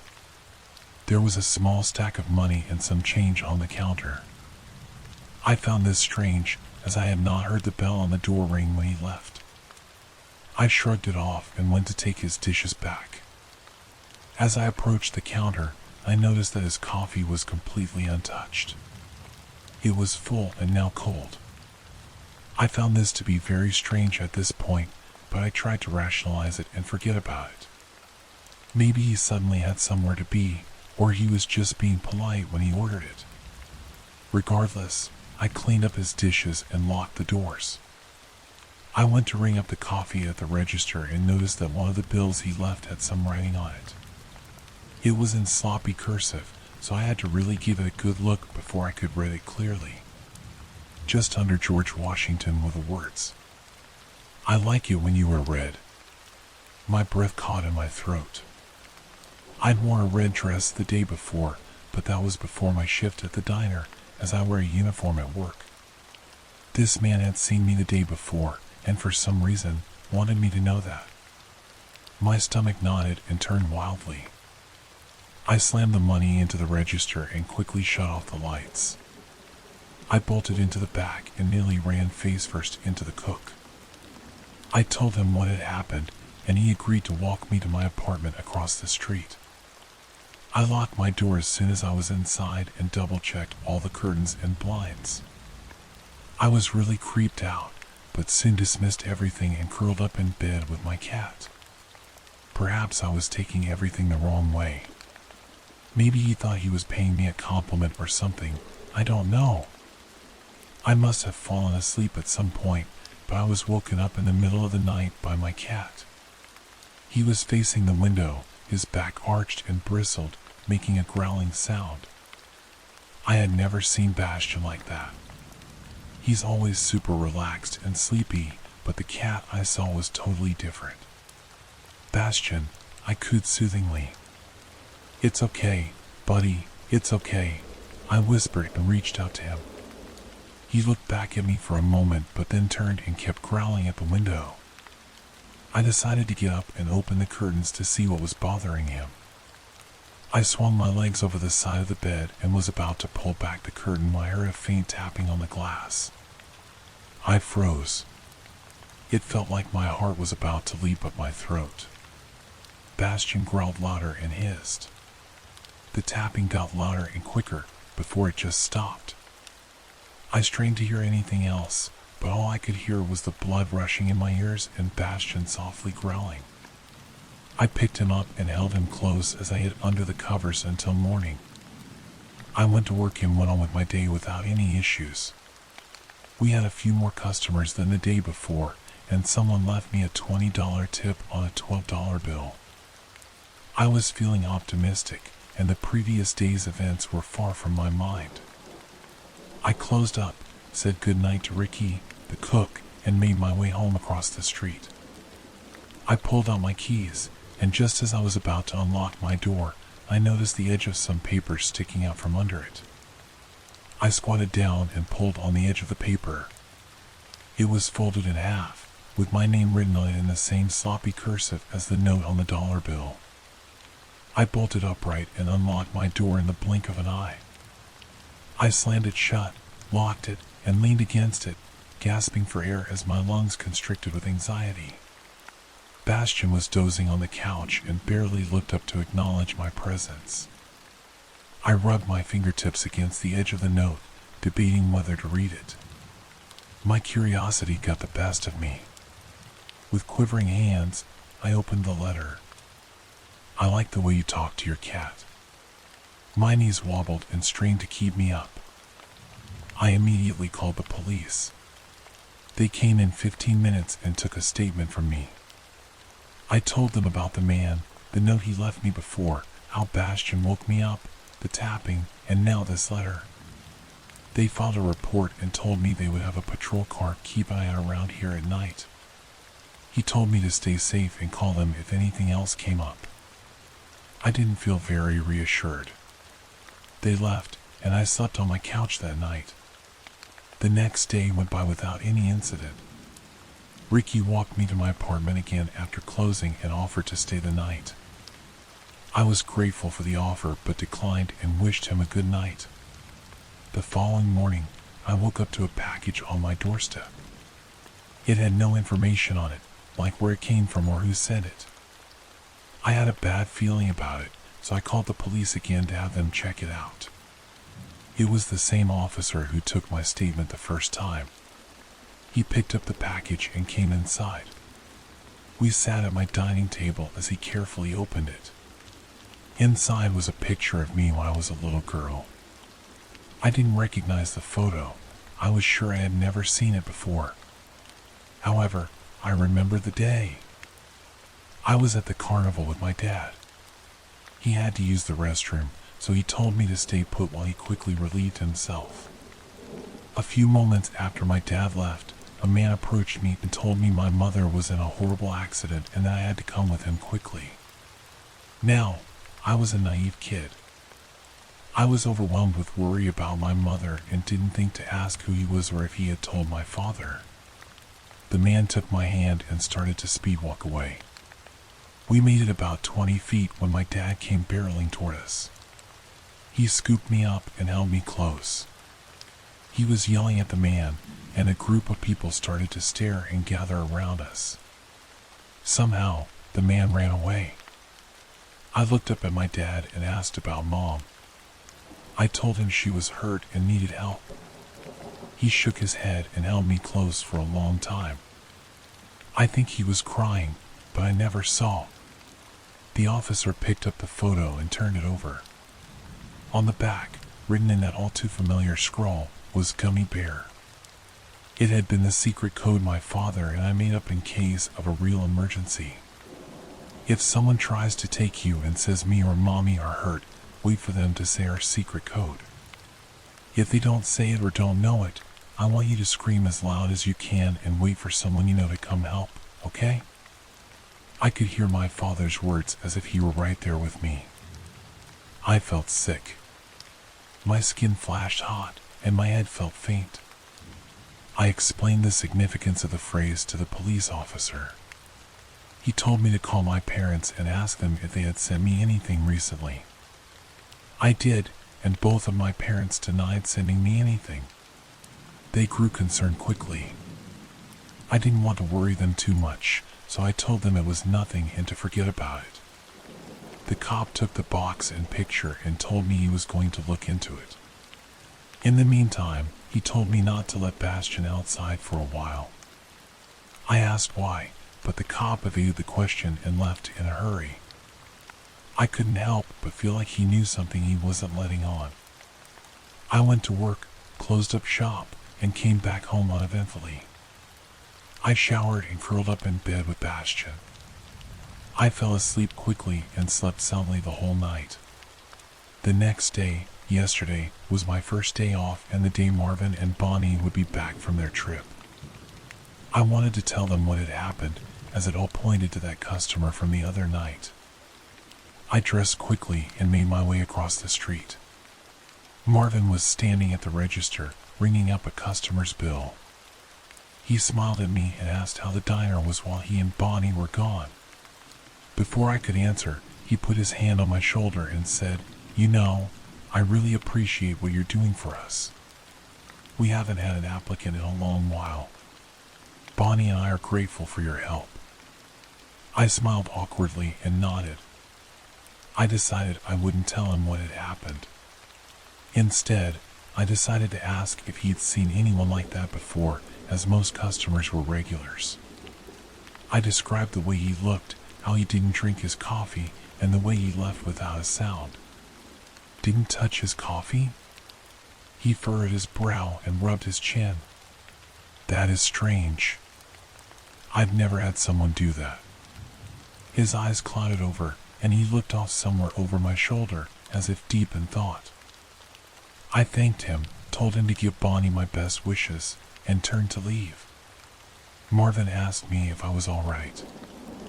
I nodded, gave him a half-hearted smile, and told him I'd be in for my shift on Monday. I came back home and took a shower to unwind. I ran errands, ate lunch, and came back home. While I was unlocking the door, I realized it was already unlocked. Now, I always lock my door when I leave. It's something I am very careful about, especially as of late. I slowly opened the door and tiptoed in. All of the lights were off, and all of the curtains were closed, so it was dark and shadowed. I could feel my heartbeat in my head. I set my grocery bags down and snuck around my apartment carefully. I checked every room, and my apartment was completely empty. In fact, it was too empty. I couldn't find Bastian anywhere. I ran outside with a bag of catnip and a bag of cat treats in my hands.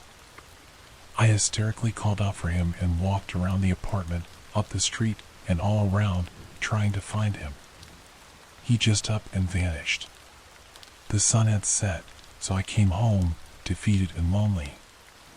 I left a bowl of cat food outside in hopes he would find his way home. I was so afraid. I was sick with worry. How did he get out? Where was he? Bastian was an indoor cat. He was declawed when I adopted him. He had never been outside before.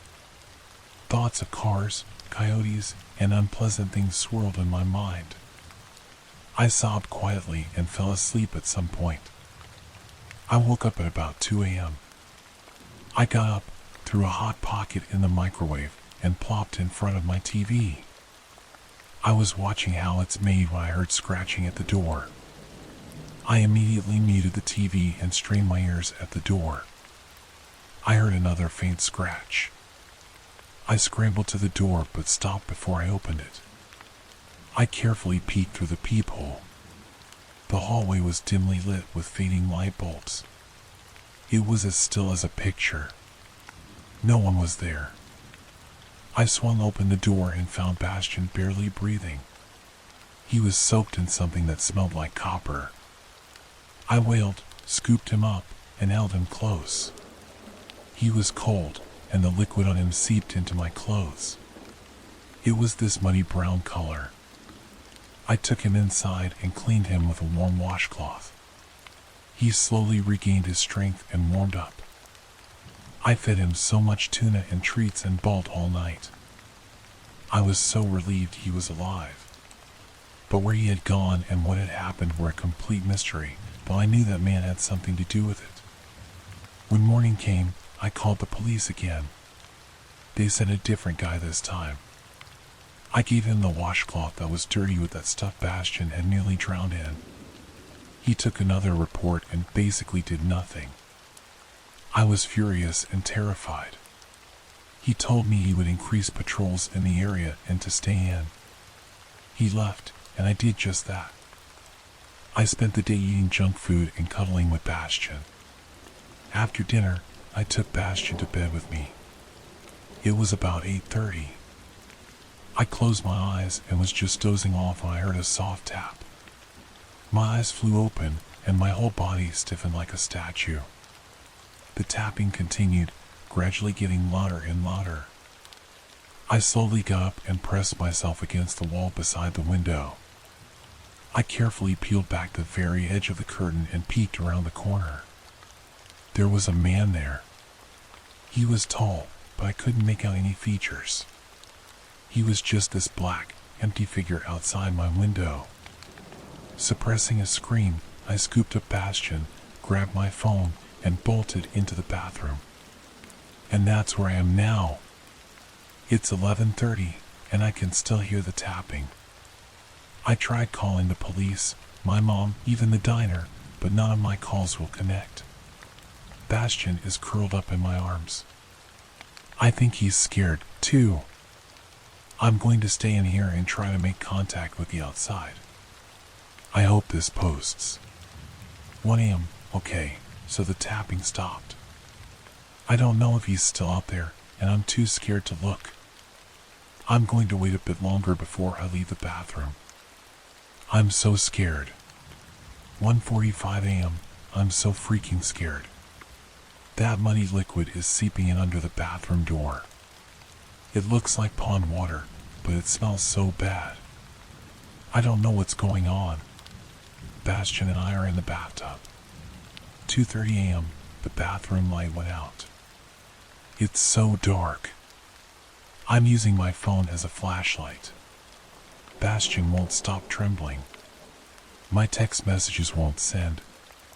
God, please help me. I'm so afraid. 3:15 a.m. My bedroom light turned on. I can see a shadow walking around in my room. The liquid is all over the floor and soaking into the rug. The smell is so strong. I'm so scared. 3:23 a.m. Oh my God.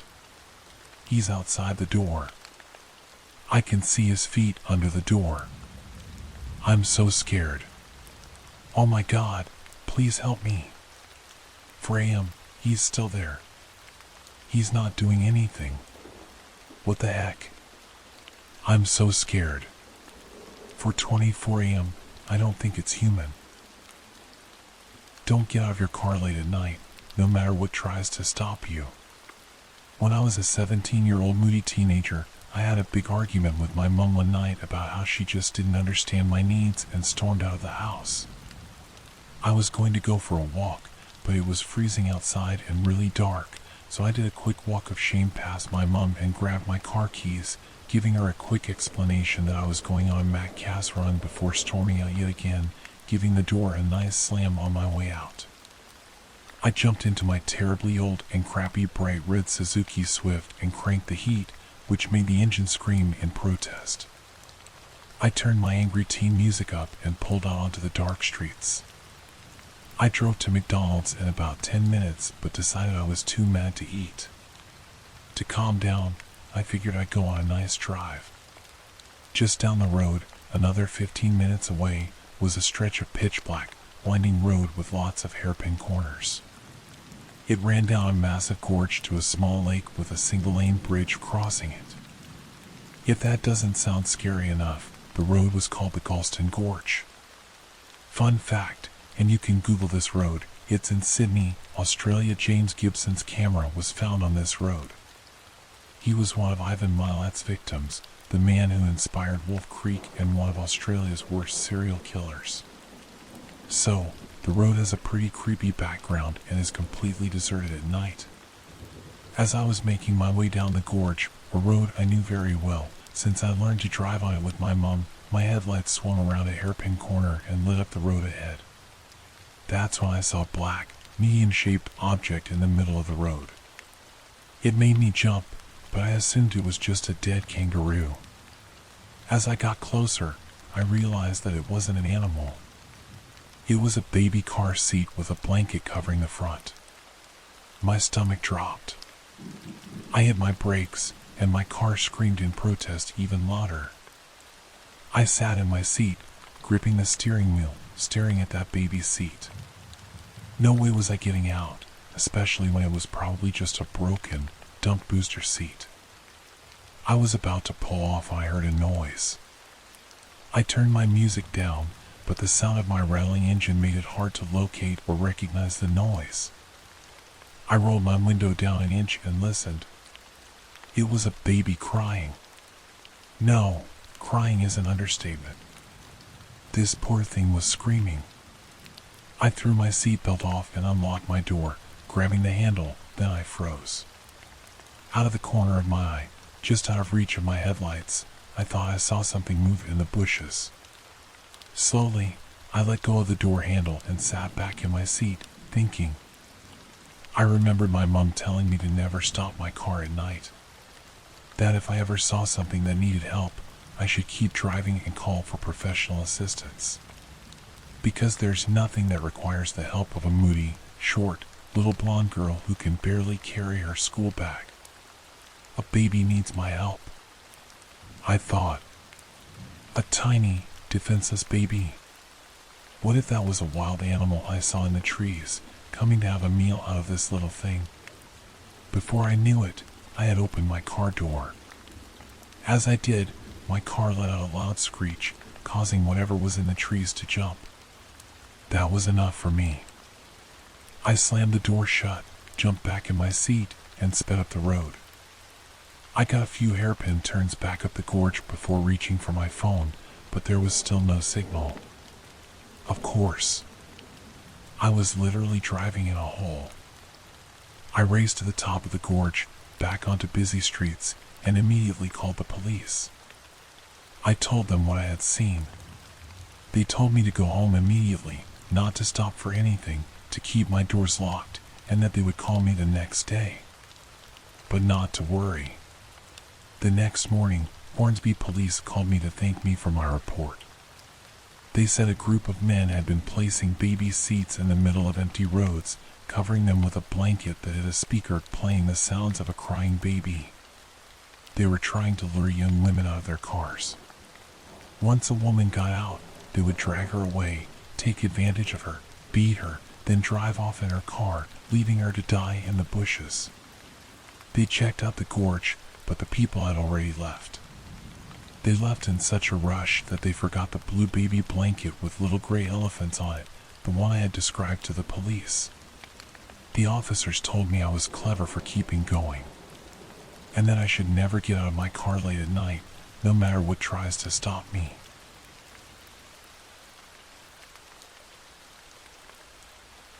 My fear of driving through the tunnel. I wasn't supposed to be driving that night. Pat was our designated driver, but they forgot about halfway through the night and started drinking heavily. I, having nursed the same cocktail up until I saw them getting red in the face and wobbly, knew my libations were over with then and there, and that their responsibility was now mine. I was annoyed, but since I hadn't intended on getting too drunk that evening, I suppose Pat thought sobriety was wasted on them and figured I'd all but offered to take their place. In any case, once the night was done, I helped Pat and our other friends, Cynthia and James, into the car and slipped into the driver's seat. Pat was mumbling something about what a great friend I was and got nothing but daggers from me in return.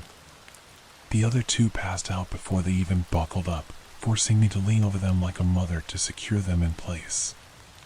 Was I this bad when I drank? Another flash of annoyance hit me. They could all sleep soundly, leaving me alone, having to stay alert and awake to play taxi for them. What's more, I wasn't so keen on driving specifically Pat home. See, there's this tunnel between their house and the center of town. And while it's just an ordinary tunnel as far as everyone else is concerned, I can't stand it. It makes my skin crawl because of something that happened when I was a kid. Honestly, it terrifies me. I usually take a different route just so I can avoid it, but doing so adds an hour to the trip, and at 2 a.m, in a car that stank of crusted puke, I made the mistake of picking the tunnel. I want to be clear that when I said the tunnel scared me, I could never have predicted what happened that night. When I was a kid, my brother told me the tunnel was the mouth of a giant, and the only way to survive was to hold my breath the whole way through. Stupid in hindsight, but kids believe the weirdest superstitions. So, I held my breath until I couldn't, until the world was almost nothing but darkness with a few small spots of light, and then I let in the faintest of inhales and heard a shriek coming from the other end of the tunnel. I was convinced I'd made the giant aware of me, and now we were going to die. Can you imagine? Experiencing the genuine, honest-to-goodness fear of death at that age? Now, of course, since I'm writing this, I didn't die in the belly of a monster. Instead, I hyperventilated with my hands slapped over my mouth, bracing myself for the worst until we came upon a wreck. Someone had lost control of their vehicle and had driven right into the tunnel wall. That was the sound that I heard. I didn't see a simple accident, though. Through the lens of a child's imagination, I saw the twisted metal as a car gnashed by the teeth of the giant. I saw the accident as somehow being my fault. All because I took a breath. I never wanted to go through that tunnel again after that. And if I had to, I held my breath the entire time just in case. As I got older, that fear morphed into avoidance of the tunnel. Which leads us to this story, to me pulling up along the side of the road near the mouth of the tunnel with my 3 friends passed out in the passenger seats. I think I was more anxious than scared. Something about the way the wind moved through the entrance put me on edge. I could hear the howl even with the windows rolled up. I figured I'd wait for another car to drive in first. It felt a little silly, but you know what they say, safety in numbers. It wasn't long before a little Corolla passed me and was engulfed in the darkness. I hit the gas and followed behind, trying not to be too creepy about it. It was nice to see the taillights blazing the trail in front of me. I followed it to about the halfway point of the tunnel, to the point where I used to start struggling to hold my breath. I could feel myself unintentionally holding it now. So far, it was going fine, and I even started to relax a little. It was the calm before the storm. Suddenly, something weird happened. The car in front of me began to shrink, as though it had violently sped up. I accelerated to give chase, not wanting to lose its light, but no matter how fast I went, the distance between us only grew. I couldn't hear the revving of its engine, and I couldn't understand why or how it was going so fast so quietly. It kept shrinking, illuminating what seemed like ever-encroaching tunnel walls.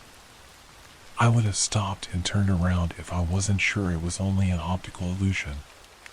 Likewise, I would have turned around if I'd realized I should have been long out of the tunnel by then. Sometimes, you miss the forest for the trees, and that Corolla was my tree. By the time the Corolla became a blip on the horizon, I realized I was white-knuckling the steering wheel. I stopped focusing on my convoy partner, slowed, and took in the surroundings. Where was the left lane? Gone, I realized. I was tucked between narrow tunnel walls with the roof so low that if I'd been driving a van, the top would have scraped against it. My first thought was that I'd somehow veered into a maintenance tunnel, and I was lucky I hadn't scratched Pat's car in the process. And then I noticed how dark it was. With the Corolla now completely out of view and no hanging lights, I could only see as far as my headlights shined.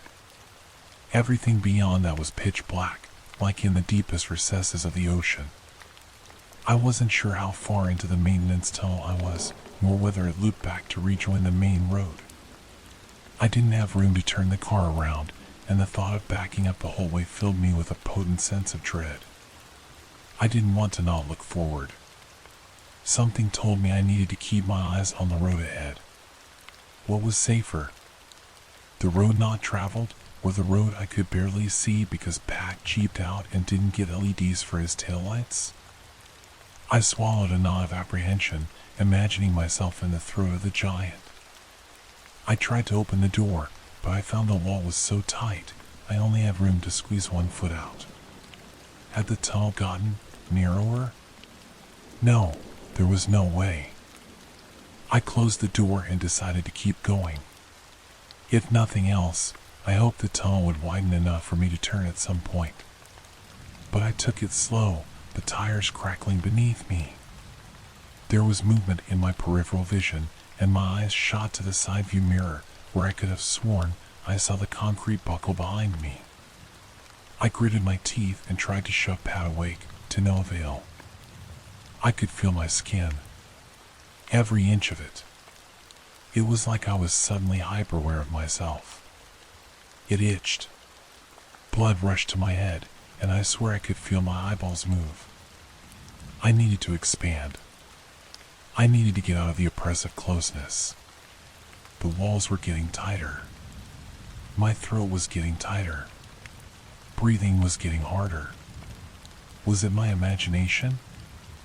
I smacked Pat in desperation, and although I wanted to try Cynthia and James, I couldn't bring myself to look in the back seat. I don't know why, but something in my gut told me if I turned around, I'd find a concrete wall encasing me in the front. I don't know whether it was stubbornness or stupidity that kept me from turning around. I don't know if it was false hope, logic, or fear. I have no idea what compelled me to keep going, even as I began to hear the scraping of metal on concrete. Even as my nails dug into the steering wheel and splintered, even as I gritted my teeth, trying to will the tunnel to release me.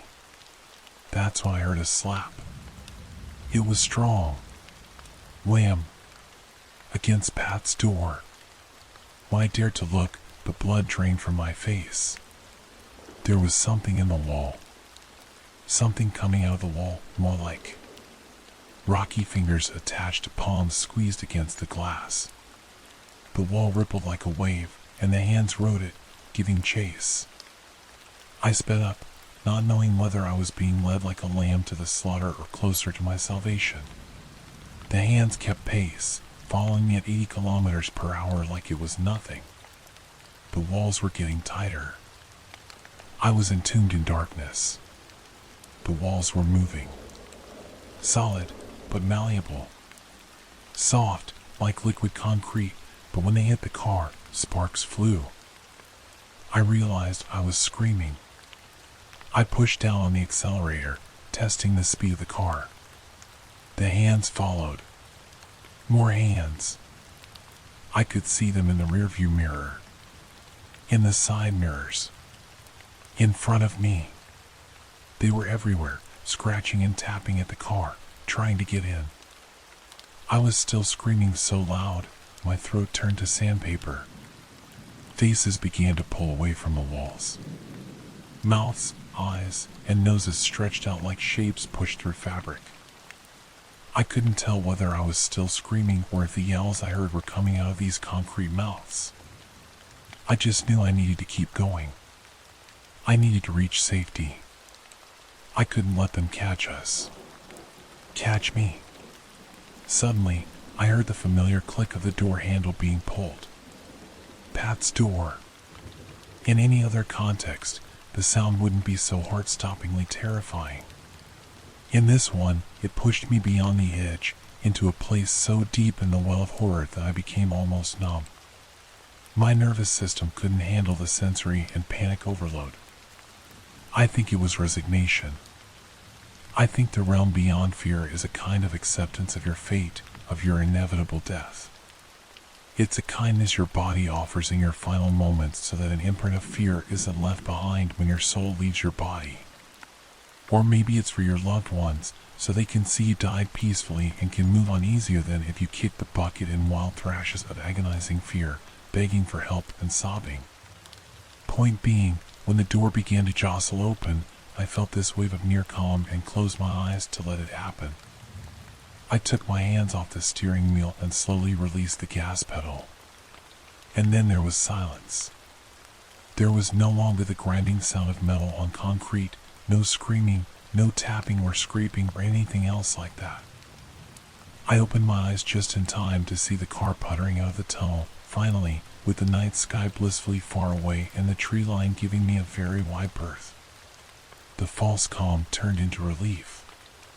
The relief soured into fear as I thought about what had just happened, and it all sank in. You hear stories of injured people capable of incredible feats to save themselves, and the moment they reach safety, they collapse. That was me, essentially. I drove the car a bit farther down the road and pulled off to the side. The stress had me shaking violently, and I could barely get my legs out of the car.